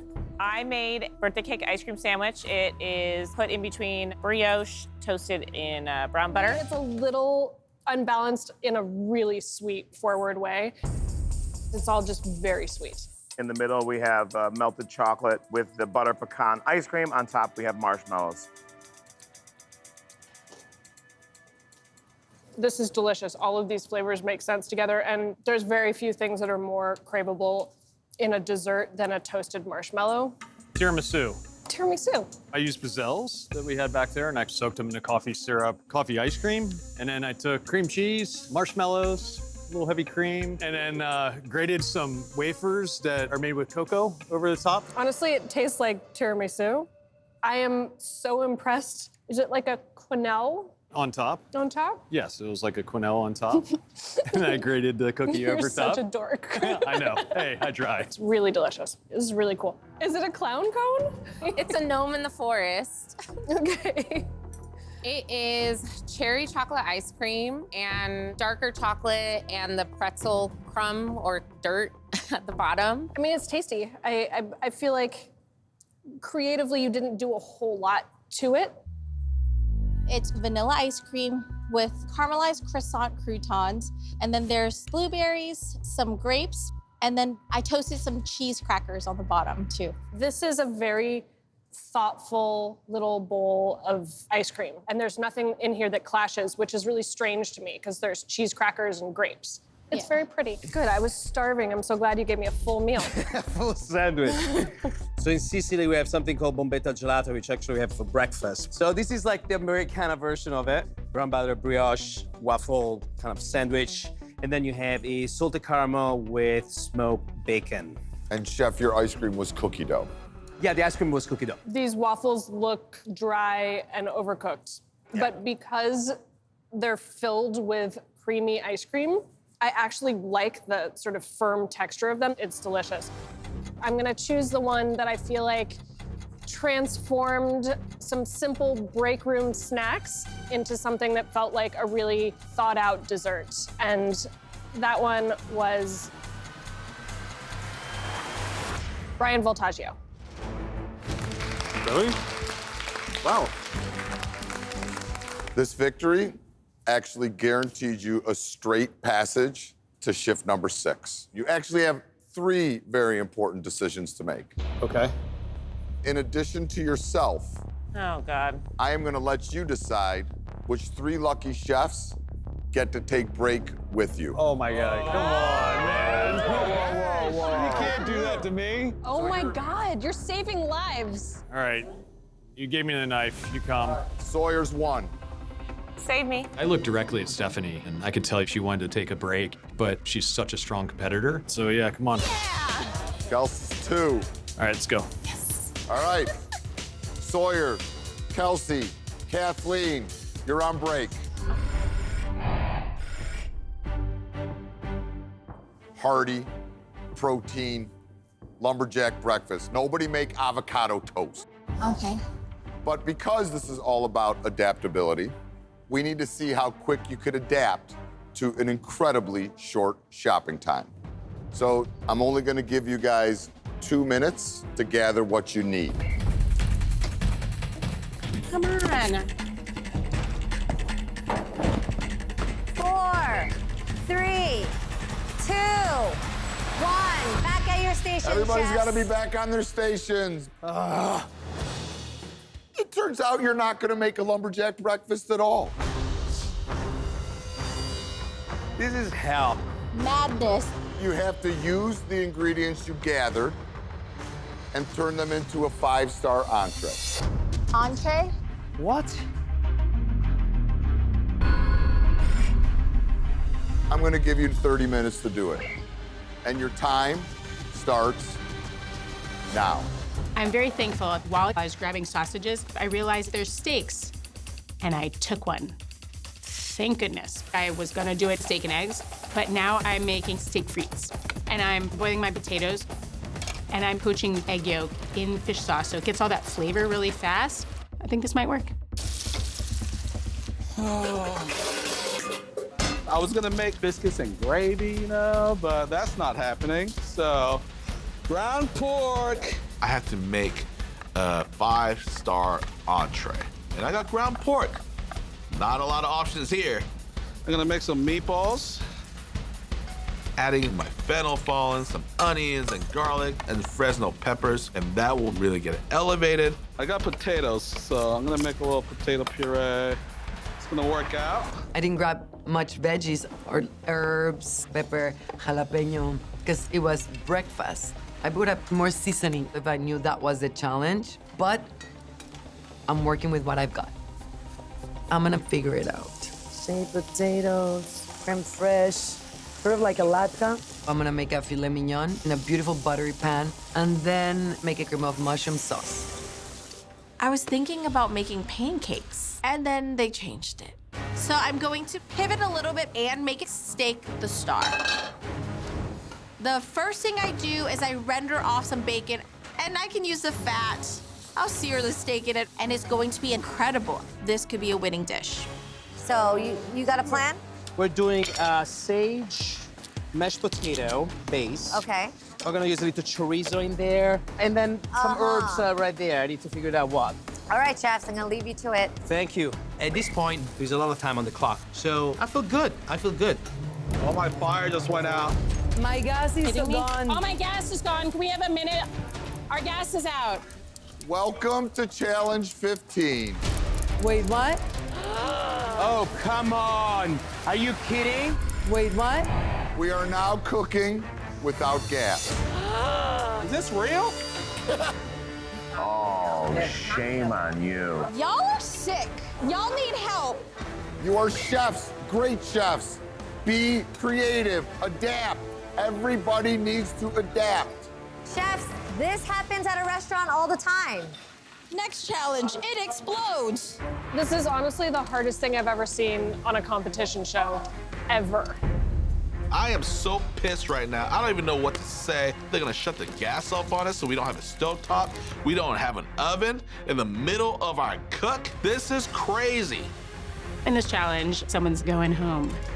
Part of me wants to just give up, but I decided to just power through and try my best not to think about it. 5, 4, 3, 2, 1. Hands up. Wow, guys. Tell us what you made.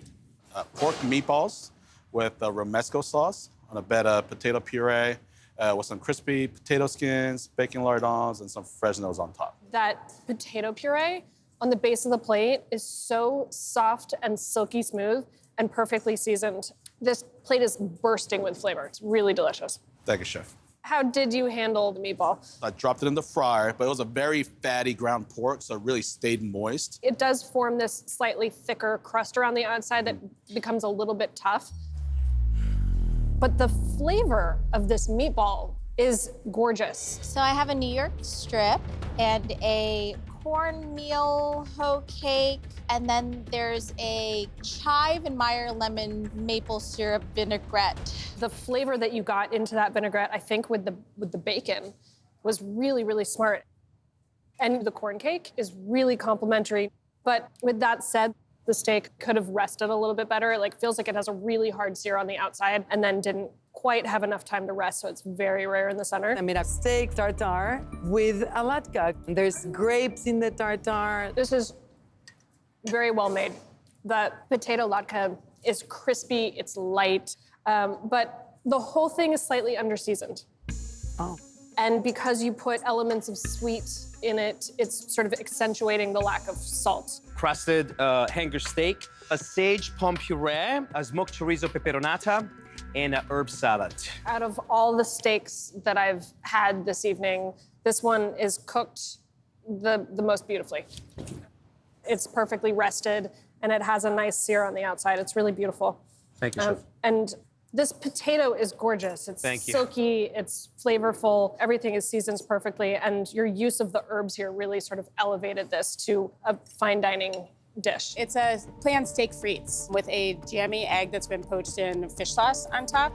And then there's a black pepper lime honey with your potatoes. They have a really beautiful crunch on the outside of them, and then they're still soft in the center and fluffy. But you have this rich steak. This is a really, really rich plate of food. I would have loved some vinegar or something to brighten the whole plate up. All right, chefs, it is the moment of truth. Chef Brooke, which chef do you think adapted best and gets to take home $2,400? To me, one of you treated your protein in a way that was undeniably perfectly adapted, and that person was Gabe. Thank you. So the chef who's going home, Chef Elia, I'm so sorry. Chef. Thank you, Chef. It's bittersweet. I'm happy to have been here and meeting all these new colleagues, but I wanted to do the whole 24 hours, so it's just really disappointing and a bummer, and I'm not ready to go home. Could Kevin, Stephanie, and Nene all join Gabe at his station, please? You picked your team. Oh, this is a good team. So the 4 chefs from the break room, please come up.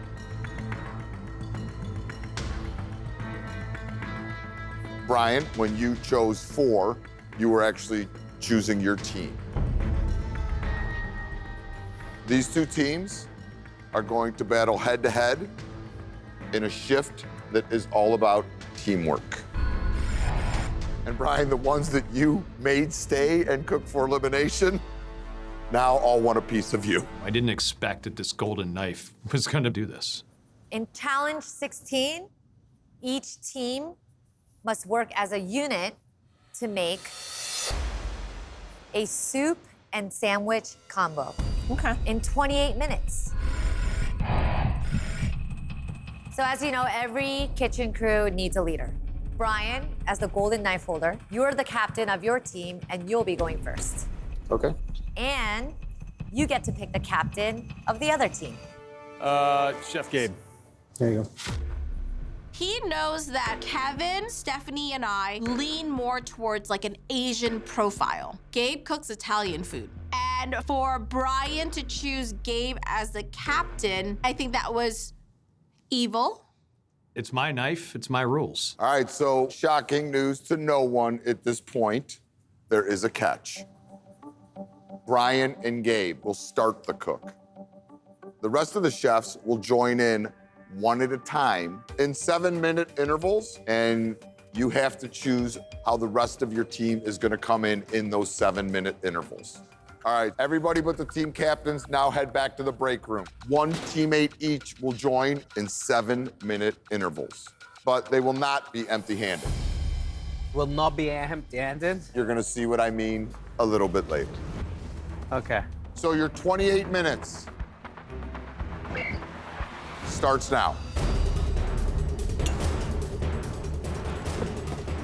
What's the play here? We're working on making a chilled corn chowder with crabs. Okay. And then serve it with a Cuban sandwich. Oh, interesting. Hi. How are you? What's going on? So I'm making like a tonka soup Uh-huh. together with kabami style meatball kind of thing. Oh. For the sandwich, I know exactly my strength here is the meatball. Italian cooking is in my blood. My strategy here is to just make sure that our styles come together in something that is gonna get us to the next shift. Right when you go out this door to your right, there is a table there with 3 different styles on it.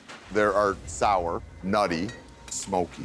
Sawyer and Nini, you guys choose. Your team now heads to make the dish based on that style. Do you understand? Yes. And your 7-minute shift starts right now. Right. Table is to your right. Go, go, go, go, go, go! Sour is immediately calling to me because it is flavor that can pack a huge punch. Both chefs grab sour. All right, Gabe, baby, what are we doing? Oh, you're here. So I'm making tonka with bami meatballs. Okay, we have to make it sour. Sour is the profile. Sour. Coming in hot, we got sour added to our station. Oh, we got sour? Is that in the plan? It's in the plan now, yes. It's in the plan now. Chef, talk to me. Tell me how we can help. So I started working on a chilled corn chowder. Okay. We can definitely incorporate sour into that. Okay. Because obviously we add lime juice. Tell me about the sandwich really quick. I mean, the thing is Cubano with this. Doesn't work. What are you thinking? We just go grinder.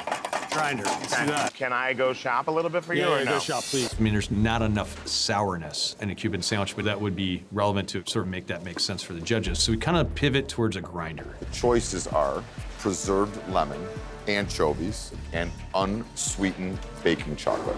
Make sure that your team knows to make that a prominent ingredient in your dish. Yeah. Your time starts now. So you guys, we had to grab an ingredient. I grabbed anchovies. Yeah. Anchovies, they're a flavor builder in every cuisine, so they seem perfect. How's it going over here? Going Are we great. doing okay? Great, amazing. Oh, yeah. So anchovies, how is it being utilized in your soup and sandwich? We're putting it into an aioli. It's going to be on the sandwich with some kipi mayo, All right, a little Calabrian beautiful. chili. And some lime juice, just to add a little bit of sourness to that. So the first thing I need you to do is the gochujang glaze. No, Kevin's gonna do that. I'm gonna get the mayo and all the garnishes for the sandwich ready. How do you feel about that? Yeah. Stephanie and I were like the bossier ones of our team. Do you need a liquid? That's the liquid. Yeah, it just needs to get. And do you need any other ingredients for that? No. God, teamwork, not easy. There's going to be 3 pieces of equipment that you have to choose from. Okay. An ISI, a spiralizer, or a vacuum seal. And you guys have to select one. It has to be used in a preparation in at least one component of your dish. Got it. The judges have to understand clearly how it was used. Okay. One more grenade on the team. Woo! Ready? Hit it. Hey, we gotta use a spiralizer. Gotta use this for one component, either on the sandwich or the soup. We gotta use ISI. Yeah, use ISI. Okay. I'm like, wow, we're just gonna keep layering onto this. I quickly think about it. Wait a minute, I got a great idea. Let's aerate the soup. Okay, what can I do? Taste this. Is it anchovy enough? Aioli. Going in the oven.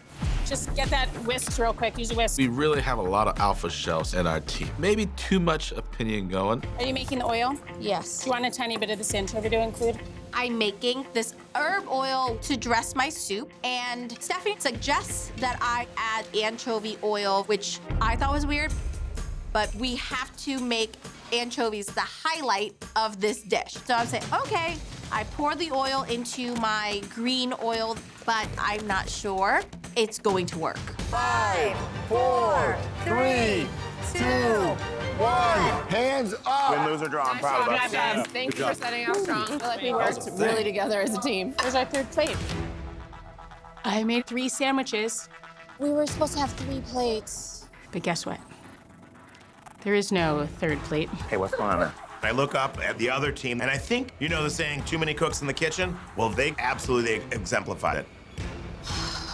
We're supposed to have 3 dishes. We worked so hard on our dishes, and now we're at the mercy of the judges to see if our dish is so outstanding that maybe they'll look over us not bringing a second dish. So we're gonna start off with Team Brian Voltaggio. So all 4 of you, please bring up your dishes. To you. Our absolute pleasure. Wow.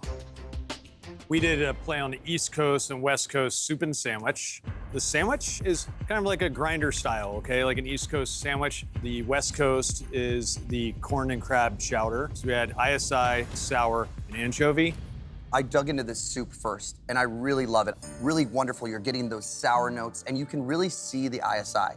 It made a really light, fluffy soup. The finger limes on there are spectacular. The sour is really popping at me, and I love all the textures. But I feel like they're 2 very different things. When I see a soup and sandwich, I want there to be a little bit of continuity. All right, guys, congratulations. Thank you so Go much. back to your station. Great stuff. Team Gabe, come on up with your dish. Chefs, here you go. Are we supposed to split this? Yeah, well, you are one unit, you know? Like, you guys come together all the time, so we thought we didn't mind sharing. Part of this challenge is you had to make 3 plates for this challenge. 1 for beauty, 1 for each of you. Team Gabe had finished product that never made it to the plate. So I will let it up to you guys how you want to go through this, but obviously we should take all things into account. Yeah. Okay, what did you guys make us? We made a gochujang meatball banh mi. You'll see on top there is apple hikan slaw, and together with that, we made green apple and squash tonka with crispy anchovies. This dish hits you with flavor. What I'm really loving about this is it feels very like cohesive, making one very harmonious plate of food. Yeah, I can't believe it. With 4 very, very talented chefs to come together is very intense, but not quite as intense as the anchovy in that soup. That sucks. It sucks. Ugh. This anchovy is very, very aggressive, but the sandwich is great. The previous team provided the 2 plates, but you felt a less cohesive dish. Yeah, you know, this is the crazy thing about 24, is that there are rules and there are things, and then there's also a crazy clock that it keeps ticking behind you. And sometimes some of these rules that feel very obvious to us become a little bit less. And I think we have a big decision here to make about how much that affects this judgment. At the end of the day, this was a team challenge, and one team delivered what they were supposed to deliver. So ultimately, the winning team is Team Voltaggio. Group hug. It's so defeating, and I know that the 4 of us are going to be fighting for survival after this. This competition is going to be 2 on 2. The 4 of you are going to be divided into 2 teams of 2. But Esther is not going to divide you. Carlos and Brian are not going to divide you, and I'm not going to divide you. Can I guess who's going to divide? Let me give you one guess who's going to get to divide you. I mean, as a competitor, you could really sabotage this That's what situation. you're supposed to do. Or you could help them out a lot and have 2 incredible teams. You get to decide. You get to decide the teams. You know, I don't want to decide their fate, but I have to. I'm here. I'm playing the game. I would like to have them draw. Wow. So Brian is gonna put the cards on the table. You guys pick up the cards. Whoever gets ones is on team 1. Whoever gets the 2 twos is on team 2. Oh my gosh, this is more nerve-wracking.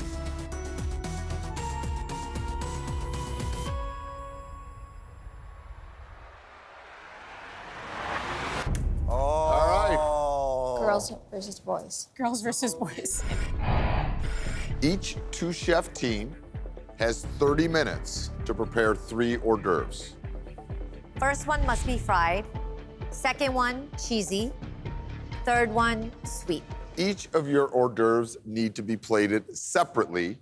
They are going to be judged head-to-head in 3 separate rounds, with the winner of each round acquiring a point. The first team to 2 points wins. So we need 2 out of 3. This battle is not for elimination, but the losing team will be cooking to face elimination in the next shift. Your time starts now. Do you want me to work on cheesy? You got this. I'm gonna get potatoes going. I'm gonna make dessert. After what just happened, I want to make sure that whatever happens, that we did our best together. We cannot have ego if we want to win. This is crazy. So chefs, I know you're busy, but I'm dying to know what you're making. We're making fried rice crisp Okay. with a crab salad. Yeah, I just had tried the chip the other day. It's kind of cool. Okay. For our cheese, we're making potato balls with cheese in it. And then for dessert, we're making this like creamsicle vibe. Okay. Hi guys, it's me again. What are we making? For my sweet dish, Korean sweet potato bruschetta. A little burrata, a little sweet potato puree. For the cheesy one, we're making an Italian-style oyster Rockefeller. Okay. Gorgonzola cheese, a little spinach, some pancetta breadcrumbs. What about the fried bite? The fried rice with some Korean fried chicken wings going. Oh, that sounds delicious. 4, 3, 2, 1. Hands up.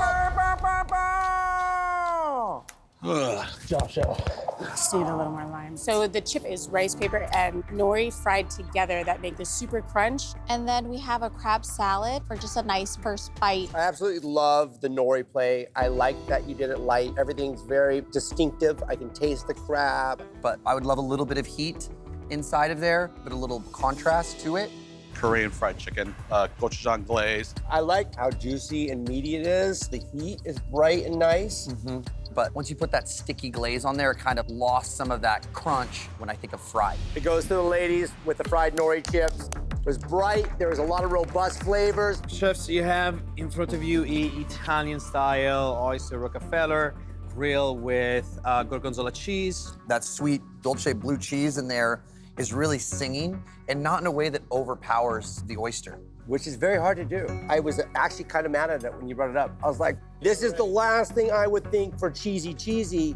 And now I think it's brilliant. So this is a little fried potato ball. There's smoked Gouda in the potato mix. There's brie on the inside.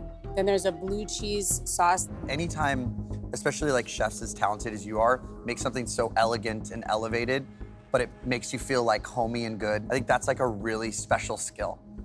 The fry is amazing, but for as much cheese as you told me I would get in that, I don't think I got it all. All right, who won? The oyster was so next level. It was so next level.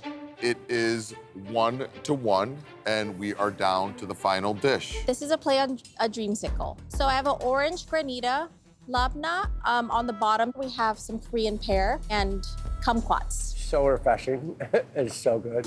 So well balanced, such nice high notes, and that creaminess of it also. Korean pear, the texture's really great.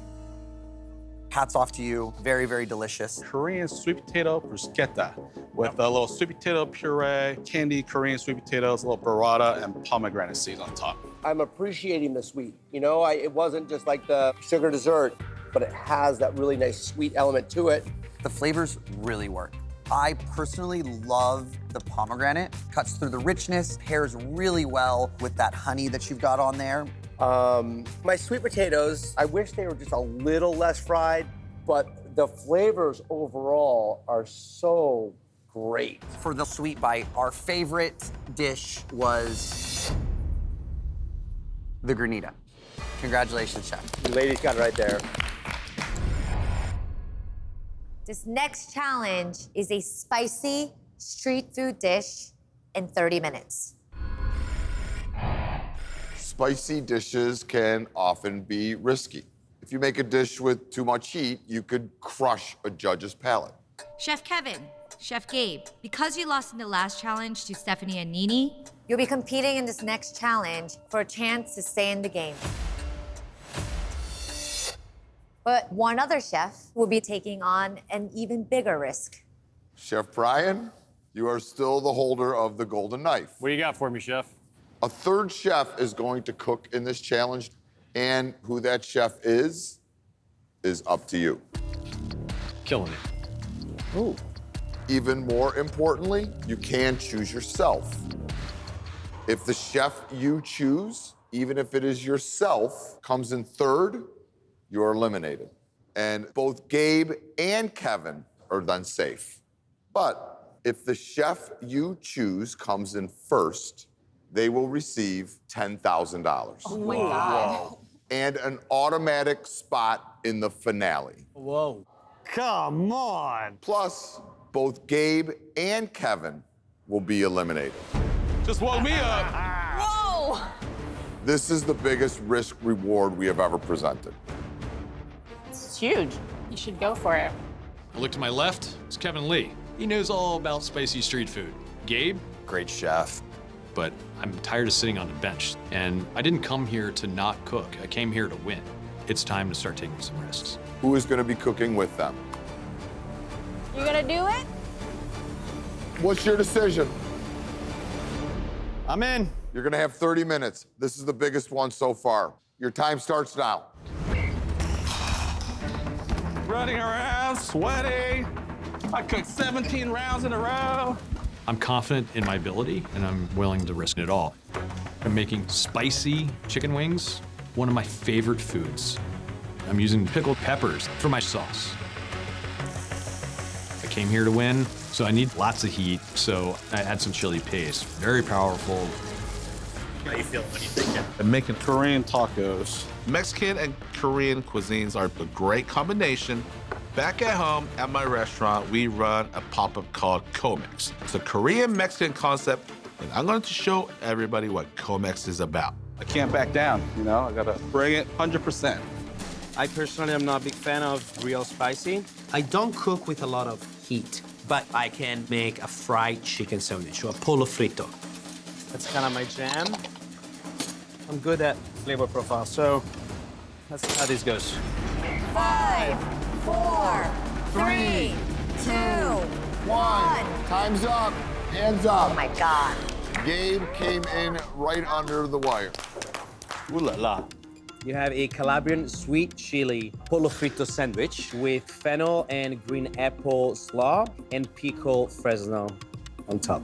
Exquisite cook on every item in there. The slaw is extremely creative. The apples, the fennel, everything's just a superb balance, especially at this hour of night. Zim, it's actually this hour of morning. Oh, yeah, that's true. It's so true.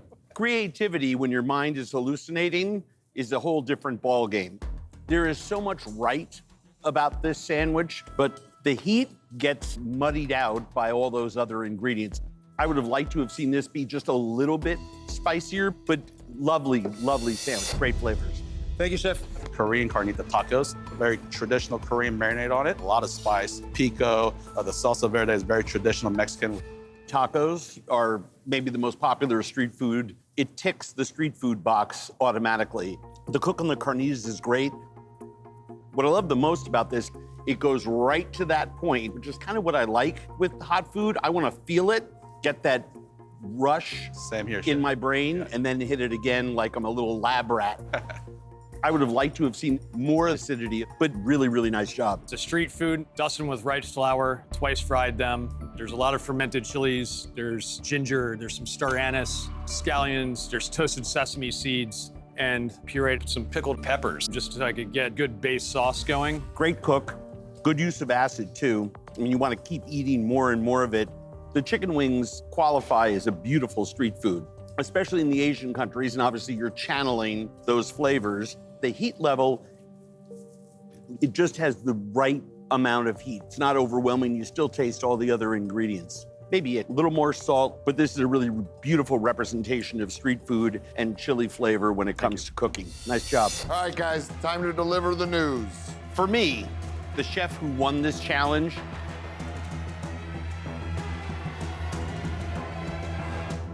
is Kevin. Congratulations, Kevin. You are safe. Now it is down to Gabe and Brian. One of you two chefs will be going home. The chef who I have to send home is, I'm sorry, Gabe. Delicious sandwich, but you came in third. I've taken many risks in my life. Some paid off, some didn't. But the goal is to take the risk. It's the journey, right? It was exhausting. I need a nap. But I am so proud of what I accomplished. Bye, guys. And I'll tell you, I put out some great dishes. I'm very, very proud of what I've done. You only have whole fish to work with. We are calling it finale worthy because the chefs that survive are going to the finale. How many are leaving? There are currently 7 of you in the room. 5 of you will be making it to the finale. Oh. Wow. This is a double elimination challenge, Oh my God. and you will only have 20 minutes. Ooh. Time is your most valuable resource in this competition. Well, here's your chance to give yourself some more of it. I'm going to ask you a trivia question. You have to write down your answer. You also have to write down the number of minutes you're willing to risk. You could risk a minimum of 1 minute and a maximum of 10. If you get the answer right, you earn the minutes in your next challenge. If you get the answer wrong, you lose those minutes in the next challenge. Wow. There are typically 4 sticks of butter in a 1-pound box. If you combine 6 sticks of butter plus 2 cups of butter, how many ounces of butter do you have? Kelsey has 30 minutes. Nini has 30 minutes. Sawyer has 22 minutes. Steph has 22 minutes. Brian has 18 minutes. Kathleen has 18 minutes. And Big Kev has 10 minutes. The 30 minutes for Kelsey and Nini start right now. I'm making a seared Thai snapper with avocado sauce. I'm hoping that making Southeast Asian food is gonna make me the most unique here. So I'm using lemongrass and fish sauce to be closer to the recipes of like my family and community. I'm gonna do an oil poached black bass. I'm gonna do a sunchoke puree. My thing is I need to stay calm. I am not classically trained winning MasterChef. Kickstarted my entire career, but every day I am working. I always have this feeling that maybe I don't deserve this. Maybe I just got lucky winning a show and that I shouldn't have followed my dream into this career. And I don't want to have that feeling anymore. Sawyer and Stephanie are in. I'm making grilled bronzino with a Thai-style sweet and sour sauce. I love to cook with rice cereal. Saute it in some butter, hit it with some chilies, the lime powder. You end up with this super tasty, crunchy rice. I want to have that texture, but I want to make sure that I always have all those layers of flavor. So I want some freshness on there with mung bean sprouts and a whole bunch of herbs. When I hear finale worthy, I go to great flavors. I'm gonna make a Penang curry, but I only have 18 minutes, so I want a flat fish, something that I can hit the spine and take right off. I got my halibut butchered. Penang curry is a Thai red curry. The curry is gonna be based on ginger, garlic, chilies, and mirepoix. Chefs, Brian, Kathleen, you're on the clock. I'm going to make fried trout. Oh my God. There are no no's in the private chef world. If they're like dinner for 30 at 6 o'clock and it's 5:30, you definitely have to pull it off. So I'm making a sole. Okay. Really great, like flaky fish that I'm going to roast in brown butter and serve it with a zucchini broth with basil. Beautiful. I'm ready, chef. 3, 2, 1. Go on, Kevin, you are in. 10 minutes. This is going to be tough because I don't have the time to cook anything. So I grabbed the kampachi because I'm going to make crudo. Because of how fatty the fish is, if you cut it too thick, it's not gonna be the most pleasant bite. So I'm slicing it really thin because that bite has to be perfect. If I'm gonna make it to the finale. 5, 4, 3, 2, 1. Hands up. Grilled bronzino with Thai-style sweet and sour sauce. On top of the fish, buttered puffed rice to sort of mimic the crispy skin since I grilled the fish. And then garnishes of tart plums, pickled red onions, the herbs and mung beans. The crunch on the rice, there's not a lot of it. Very smart, but you get it in every bite. What puts it over the top for me and makes it a finale-worthy dish is both the agrodolce that's around the outside and those sliced pickled plums. There's some elements that you didn't need. The bean sprouts. I think it would have been cleaner not to have those. I made a seared Thai snapper with an avocado sauce and a golden berry herb salad. The cook on the fish is beautiful. The presentation is clean. And I feel like there could have been one more thing in there to push this dish over the top. It almost seems like strategically you might have been playing it safe, and that might be smart of you. It just depends on how the others are cooking. Beautiful plate of food, delicious too. Thank you. Kampachi crudo with a little fennel citrus salad with some ponzu sauce and some Marcona almonds and some jalapenos. I am not judging on a curve based on time. Yes, chef. This is a gorgeous raw fish preparation. Beautiful cut on the fish itself, also not easy. The use of the citrus is superb. Thank you, chef. However, the one thing that is hard is that it's very spicy. Pan-fried trout with a coconut lime sauce on the bottom. And there is cucumber, peanut, jalapeno salad. The cook on the trout is great. I would have gone hotter pan, no cornstarch. Let the skin crisp up. I really like the cucumber peanut salad that's on top. Nice work. A sole based in frothy brown butter, basil, zucchini peas stew, some grilled zucchini over the top of the fish, And then basil oil, work that into the broth. To marry the charred zucchini with that cut from the fish itself, the sauce is spectacular. And your basil oil, it's a lovely way to add that flavor in there. So you have a olive oil poached black bass over a sunchoke puree, and then there's a salad of fennel, celery, apple, and there's also some pears on the side to kind of give it a little sweetness. The cook on the fish is perfect, and I think it's very smart to take a small piece and poach it in olive oil. Part of this dish that I was sure I was gonna hate was the fruit. But you picked well, just almost right. Yeah. And they give great textural bounce to this. The sunchoke puree, any kind of puree like that, really needs to be seasoned a little more aggressively. It struggles to become a finale dish. Spicy Penang and halibut curry, fortified with a sofrito, deglazed with that curry paste, and then fortified with some chilies. All of that heat is sort of relieved by a shiso herb salad in the center with some crispy rice over top. The sauce is superb. It's spicy, but it just grows warm on you. It doesn't take away from the fish. To me, one of the smarter things you did is that crunchy rice. Great contrast. If I had to say one thing, I think the salt elements got carried away, but nice plate of food. Kevin, Kelsey, or Kathleen, one of you will be taking the last spot in the finale. The last chef going to the finale is Kevin. Unfortunately, it's time for you two to clock out, but hold your heads high. Thank you so much. I'm sad. I'm like, I made it literally 20 hours. Thank you For sure. the inspiration.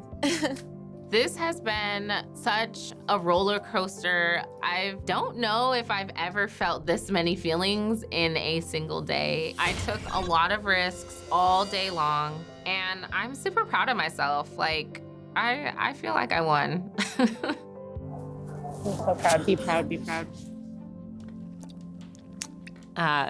Kathleen and I are out, which is devastating. I came here to prove myself. I don't think I did. I would have much rather gone out earlier, cooking my butt off, than like coasting through the last couple challenges and feeling like I didn't prove that I should have been there in the first place. And that's where the struggle is. Chefs, this is the 8th and final shift. We're testing one encompassing skill that separates a good chef from a great chef, and that is elevation. You'll be creating 3 elevated dishes in a row. But we're gonna start with the test that started this all. Challenge 21 is the speed obstacle course redo. Time starts now. Why not start over from square one in the 21st hour? It's the obstacle course relay again. Oh my God. 1, 2, 3. Kevin, One, move. 2, 3. Woo, just got it. 1, 2, 3. All right. Kevin, Stephanie, and John are there. All right. 1, 2, 3. You got it. 1, 2, 3. Go, chef. All right. Remember, big advantage with that golden knife. Done. Go, chef. All right. Done.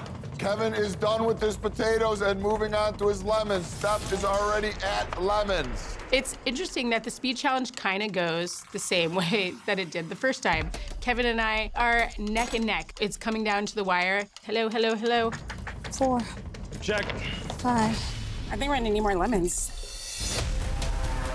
The golden knife is located in the center of the arena when you are done. I get to the lemon station just after Stephanie gets there. So she's gunning for it. I know she's moving fast. I know I have to make up some time, but that's where I really shine. That's it? Nini is there too. All right, all 5 are on lemon. Oh my God. As soon as I get to the lemon juicing station, Kevin's done. Surprise, surprise. Kevin wins again. Repeat. Big Kev has the golden knife. I am super stoked to take the W. As the current golden knife holder, you get to assign the protein that each chef is using for all 3 meals. Each category has a variety of proteins. Now, Kevin is going to assign the proteins, but it's up to the chefs to decide which version of that protein they use at each meal. And one last thing, this is an elimination challenge. Time starts now. Lobster. Oh my God, there's no koji. Since I'm the lucky winner to get lamb, I get ground lamb, lamb shoulder, and lamb rack. What do you have in mind? I'm gonna do like a biscuit and gravy. I would not recommend someone making biscuits with 24 minutes, but I started off as a classical trained pastry chef, so I know it takes about 18 minutes for a biscuit to bake. And so I think, yes, it is risky, but it's a risk that I have to take. Throw this in here.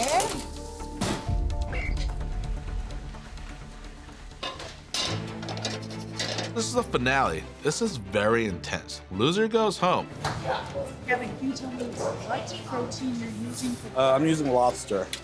You hardly see scallops or clams on a breakfast menu, so really the lobster was the one protein I could use for the breakfast round. Kevin, shellfish. Yes. Talk to me. I'm gonna make a lobster eggs Benedict. So classic preparation. Butter poached lobster, English muffin, poached egg. Hanger steak is a great steak. It's good for breakfast. It's a classic bistro steak. But last time I had hanger steak, I had 35 minutes to cook it, which was plenty of time. 24 minutes isn't a lot of time to cook hanger steak. Could be a little bit chewy if cooked wrong, so I gotta crush it. What are you thinking? Classic breakfast. It's almost like taking the idea of like steak and eggs, but it's with pork. Kind of like a fried steak. Classic breakfast flavors, coffee, maple syrup. Thinking of my pork options, I'm thinking the pork chops are probably pretty thick and we'll probably get more cooking time later.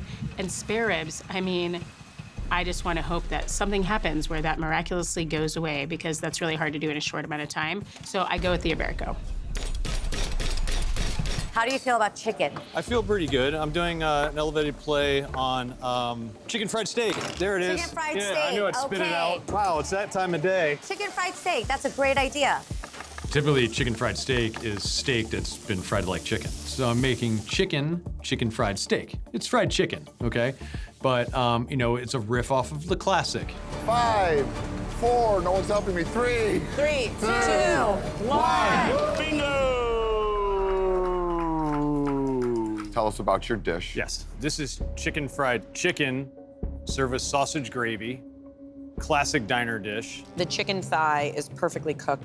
The inside meat is succulent and juicy. If anything, it's kind of leaning into the sweet world. I use cornflakes. I do agree. I do feel like this dish does take a classic and elevates it so beautifully. Those kind of fennelly notes bring me to breakfast. Sausage gravy brings me to breakfast. You are solid all the way through. So I made a classic eggs Benedict, lobster, herb béarnaise on an English muffin. Then I topped it off with a little avocado. Chef Kevin, you nailed classic, elevated. The egg is perfect. The lobster is perfect. My nitpick is going to be, you took the entire English muffin and you toasted both sides versus splitting it so it eats on the bready side.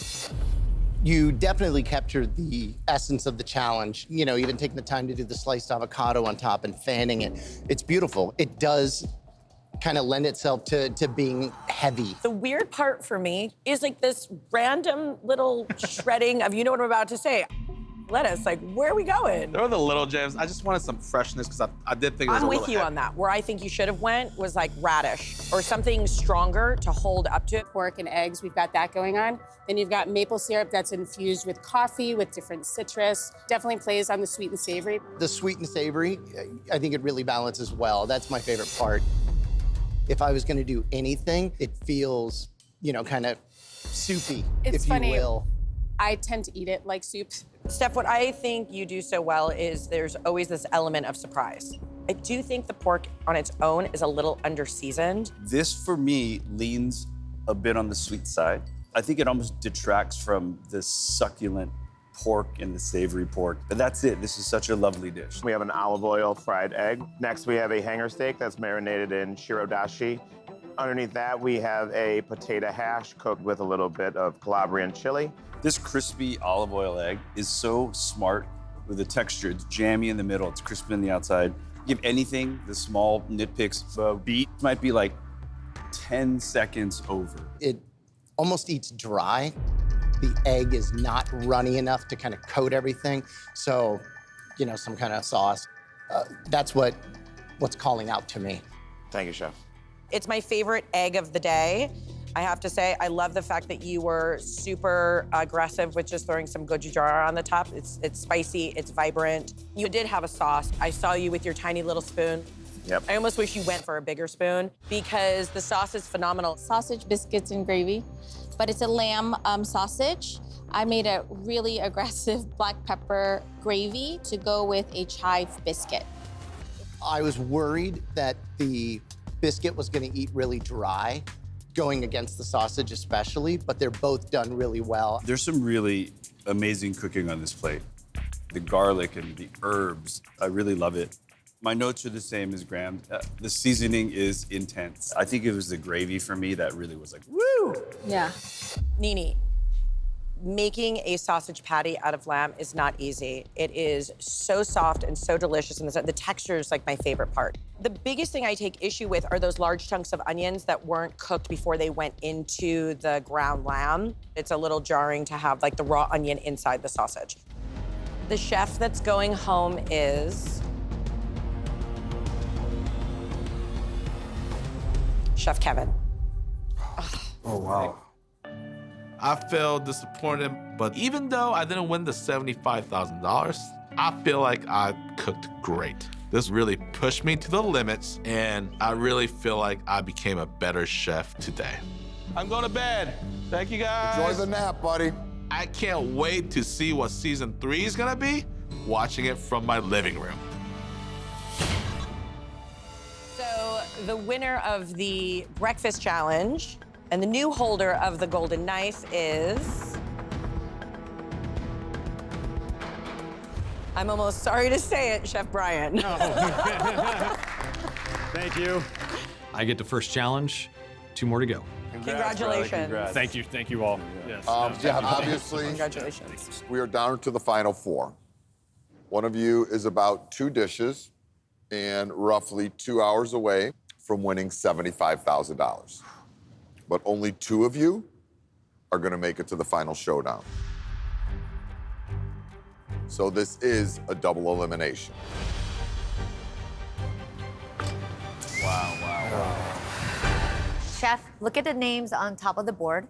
We're gonna let you, if you want, totally reshuffle those names. Knowing that we all have already gone through a lot of this in your head, I want to stick to what we got. So Brian, you do have to select style. All right. So we're gonna put that here. So chefs, you all have 2 proteins to choose from in your category. And you all know now that you are making a fusion elevated lunch. Here's the thing. This challenge is not only a double elimination, but the winner will get the final golden knife of this season. You're gonna have 24 minutes for your elevated fusion lunch. Brian, head back to your Thank station. you. Your 24 minutes starts now. The 4 chefs left have been cooking for 22 hours. This is a double elimination, right? And it's not like, okay, I need to survive. One more is gonna go home. Like, this is it. Lamb rack would be the best dinner protein. So I'm gonna have to use lamb shoulder for lunch. And the only countries I know that eat lamb are like Levantine cuisine and like Szechuan cuisine, like Chinese. I'm going to marry those 2 cuisines into one dish. Okay, so I have, it's a play on an area. It's Middle Eastern. I'm making a fusion dish where I'm marrying areas with lebna and cucumber salad. Just a simple lebna, lemon, and olive oil. And I'm adding Szechuan flavors. My brain hurts. This is the only thing that I can think of, and you're like, can I do it in 24 minutes? You have to now. I still have pork. Chefs love pork. I love pork. But when you look at the pork options for an elevated lunch, spare ribs, and 24 minutes, it's just not even feasible. So I decided to go with pork chops. So what's the game plan here? Almost like some influence from Pozole. I think almost everything I cook technically is fusion. I love taking flavors from around the world. So for this dish, I've put in some guanciale to add some extra porkiness, along with onions, garlic, various chilies from around the world, tomatoes, fish sauce. It's like all of these super layers of flavor going on. It's gonna be delicious. Where am I? Here? I chose fusion because I already dish planned. It's going to be a Caesar salad with chicken croutons wrapped in daikon radish. I'm fusing classic Mexican Caesar flavors, and I'm bringing curry flavors into it. These flavors play off of each other for sure. I want it to be super crispy so it resembles a crouton. Chicken. As the chicken is coming out of the fryer, it's beautiful, it's crispy. I dust it with a curry salt, smells aromatic. I have no control over my mind, body, or emotions right now, but I'm great. I'm gonna do a little Wagyu katsu sandwich here with some nice crispy slaw. I have the protein that everybody wants for lunch. It's already elevated. Using my Wagyu as opposed to the ground beef is probably counterintuitive to what other people would think, right? Hold your best ingredient till the end. But whoever wins lunch gets the golden knife. So time to push all my chips in. I gotta win to get through to the finals, and I'll sacrifice everything for it. A lunch like this is really gonna wow the judges and come out of left field. 5, 4, 3, 2, 1. Hands up. Japanese Wagyu sandwich with Japanese white bread and Japanese curry over top, and we combined it with this grabiche dressed over top of Napa cabbage with a little bit of crispy shallots over top. What a tremendous dish. You nailed the challenge. Fusion, 100%. I feel Japanese here. I feel high French technique here. This curry sauce is so light, and then you play with grabiche, so I've got rich, but I also have acid. And I think, personally, just me speaking, I think Wagyu with so much intramuscular fat is a little under for me, but that being said, it's still really delicious. Such a smart dish. Thank you, chef. Totally captures the idea of the challenge. The flavor is spot on. The thing that's kind of standing out for me is that there's a lot of the same texture. There's not a lot of contrast, if you will. Yep. I think my Wagyu is actually cooked perfectly. I love that it melts in my mouth. I'm tasting sort of that salty, hitting the pan element on the outside, and then the inside is just like luscious beef. So this is a take on areas, but inside it's actually lamb, cumin, Szechuan. But I wanted all the elements of the like typical dish. Nini, I have to say, everything is really beautifully seasoned. The large pieces of mint and that whole flat leaf parsley with the cucumbers had enough time to sort of sit, marinate with salt and acid. But my lamb is a little under here. There's a mealiness to it. Yeah. I love the direction that you went. The yogurt sauce and the cucumber and the mint, it makes sense. My only critique is that the lamb gets lost. It can kind of take on that mystery meat idea, where if you didn't tell me, I wouldn't really have a sense of what it was. Is that Szechuan peppercorn that's numbing my tongue right now? Yeah. Oh, okay, I got it. Now I'm tasting the fusion. I think the acidity is really the highlight here. Like that yogurt sauce is creamy. It's got so much pop to it, but delicious flavors and really, really bright spots here. This is sort of another like welcome to the world of inside of my mind. I was thinking about tomato soup, and then I was thinking about pozole and like all those chilies that are in that. And then the pork has a fun spice mix on it. On top, those are little masa noodles, and then some herbs and pickled red onions on top. Steph, this could be like a signature dish. This is really, really delicious. It's beautifully plated. The sauce itself is explosive, very fusion-based, obviously. Antonio. I'm obsessed with the flavor and the textures of the dish. It starts tomato, and then it moves into chili, and then all of a sudden I'm getting some big pieces of mint that work so well. I know you struggled with the pork. Mine's a little unevenly cooked, right? Had it maybe just been shingled or sliced a little bit smaller and more delicate, it would have ate a little bit better. I don't know. I mean, as a Thai Chinese kid with a Mexican aunt who made pozole every weekend, I'm going back to my childhood here. And there's pastor vibes. You know what I mean? My issues really, I have pieces from an end and I have pieces from the middle. So not the most consistent cook. Yeah, so I leaned into a Caesar salad. Fusion tied a little curry into the dressing. And then also I made chicken wing croutons, daikon radish wrapped around the outside, and then some upland crust. I think it's a gorgeous dish. I think it's elevated. I think it's super, super smart. I love this roll. It's almost like a summer roll Caesar salad. The chicken croutons as an accompaniment. They're tasty, they're really crispy. I don't know if chicken is the star of this dish. And that's my biggest concern. Playing off the Caesar, it's clearly a lunch type deal, but also could be like course 3 out of 10 on a tasting. You know, this beautiful little roll, it's so clean, it's so bright. I love the creativity, presentation. I mean, those are your strengths always. The chicken, to use the skin and get it crispy, it's got a ton of flavor. I wish that there was more. That's my only thing, you know, a little bit with each bite. I am wildly intrigued and obsessed with what you just did. I think it's brilliant. I really do. As far as I'm concerned, this is the most elevated dish that we've seen. I do feel like it's like a hair under seasoned. But that being said, going into the 24th hour right now, that you can think along these lines and give me a Caesar salad upscale, elevated, this is brilliant. I'm gonna start off with the good news first. The chef who won is getting the golden knife and cooking in the final battle. And that chef is? Chef Jonathan, congratulations. My strategy actually worked. The final knife gets to be mine. There you go, buddy. And while that's humbling and really fantastic, that's just one step in getting the victory. I still need to win one more challenge to be the last chef standing. And now for the first bit of bad news. The first chef clocking out is Chef Nini. We're incredibly proud of you. It is time to clock out. I'm so proud of how far I've gone. It's an honor to be top 4 with these chefs. I can walk out of this kitchen with my head held high because I think that I showed really well. Bye, chef. Bye, chef.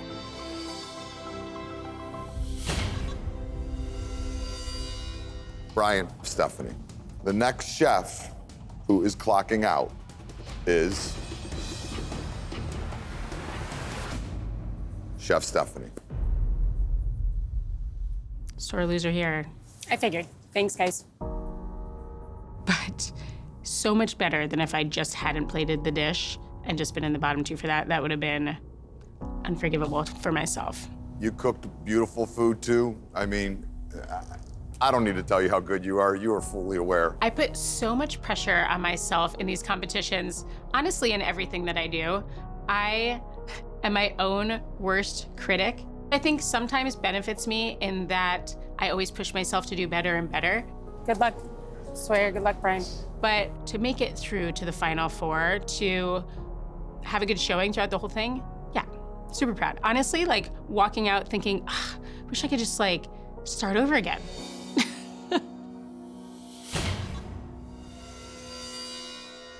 So we are wiping all the names off these proteins. Chef Sawyer, you are the golden knife holder. So your advantage now is a big one. Look at all the available proteins left on this board. You can pick any of them to cook your elevated modern dinner. I'll take rack of lamb. Wow. That's what I was thinking. Okay. Jonathan, why did you change? You know, I was just living every moment, right? And I was avoiding ground beef until the last second. Time for lamb rack. This is an elevated dinner protein, and it has to be the best I've ever cooked in my life because Brian is an absolute tactician. Every dish he puts up, I know is gonna be technically sound and beautiful. All right, so Brian, Sawyer is taking the lamb. You could take any protein on the board, including your chicken. What would you like? I'll stick to what I got. Wow, all right. The man likes his chicken. I already know what I'm doing. I'm confident, sticking to my game, which is kind of important at this hour. Sticking with chicken. There's a lot riding on this. I want to make sure this dish is perfect because Jonathan's a very smart cook. He's very fast and he has an amazing thoughtfulness when it comes to building a dish. So I know this is going to be tough. 23-24. When we say go, don't stop cooking until that clock says 24 hours. Modern, elevated dinner for $75,000. Chef Jonathan, Chef Brian, are you ready? Ready. And your time starts now. With these lamb chops, I want to do the modern combination of almost like a surf and turf by using sea urchin, also known as uni, with these chanterelle mushrooms to put over top of the lamb chops. Wow, these are big. These are nice. Cooking lamb is the most important part of this challenge. I'm using a Marqueen seasoning for this. It's got ají dulce in it, it's got coriander in it, it's got a little bit of ginger in it. It's a beautiful spicy condiment that I think they'll love. Lamb rack isn't super easy to execute. The cooking temperature of it's gotta be perfect. If I miss it, I'm going home. Yeah, what do you think? I'm gonna cook chicken. That's what I'm thinking. For my elevated dinner, I'm making roasted bluefoot chicken with parsnip, maitake mushrooms, and a rich poultry jus. I just love that he's like bluefoot chicken. He loves that bluefoot. He's locked in. The only thing that's hard about this is I have to break down the whole chicken, which is part of the elevated aspect of this. I'm going to utilize the whole bird, which I think shows a lot of technique and elevated aspect to this dish. 23 and a half hours in, definitely not as fast as I normally am breaking down the chicken, that's for sure. I feel very positive I'm gonna take this one. Here we go! 10, 9, 8, 7, 6, 5, 4, 3, 2, 1, and go! That is impressive. Wow! Impressive. It's red. 24 hours of cooking. Much respect, chefs. You're the best. No matter what happens, I'm done. I cooked all of the challenges. I'm gonna go home and I'm gonna curl up in the fetal position and fall asleep for a day and a half, whether I win or I lose.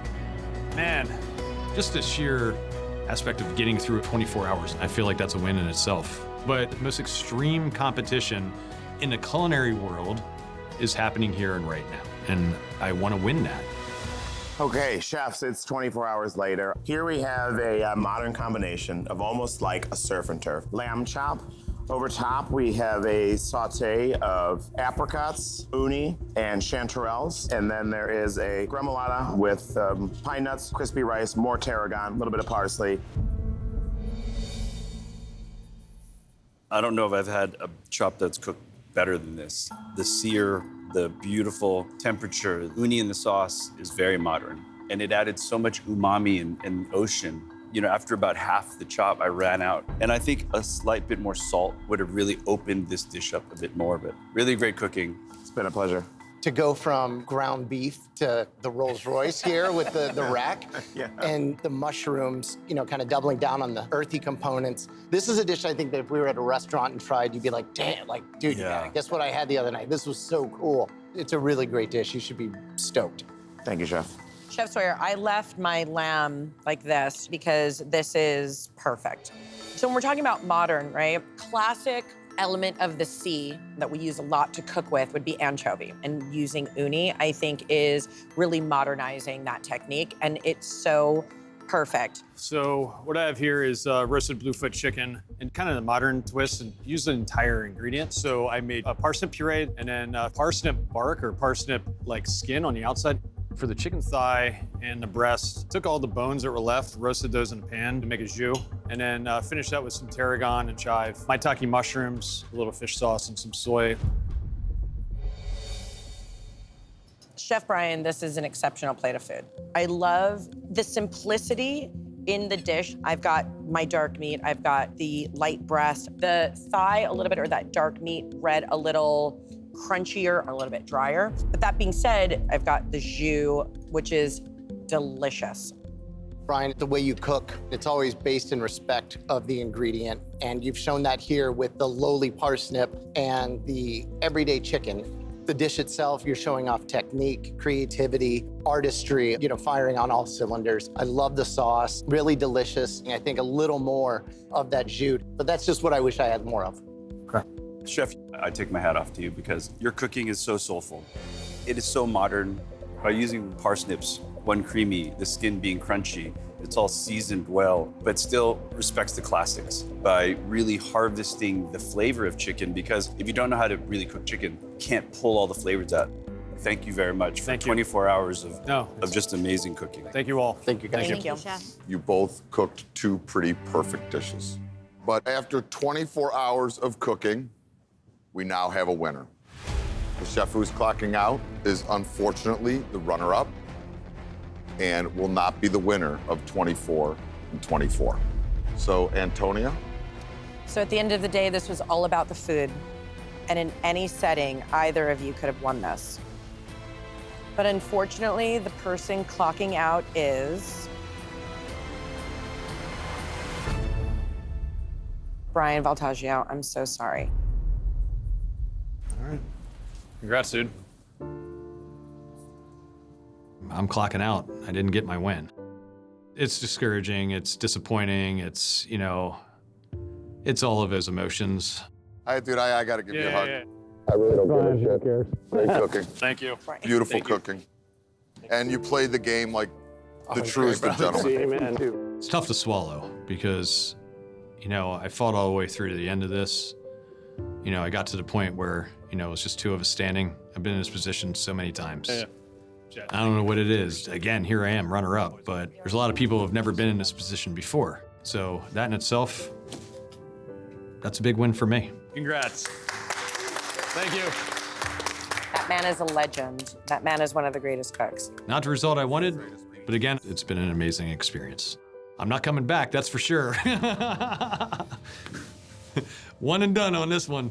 One and done.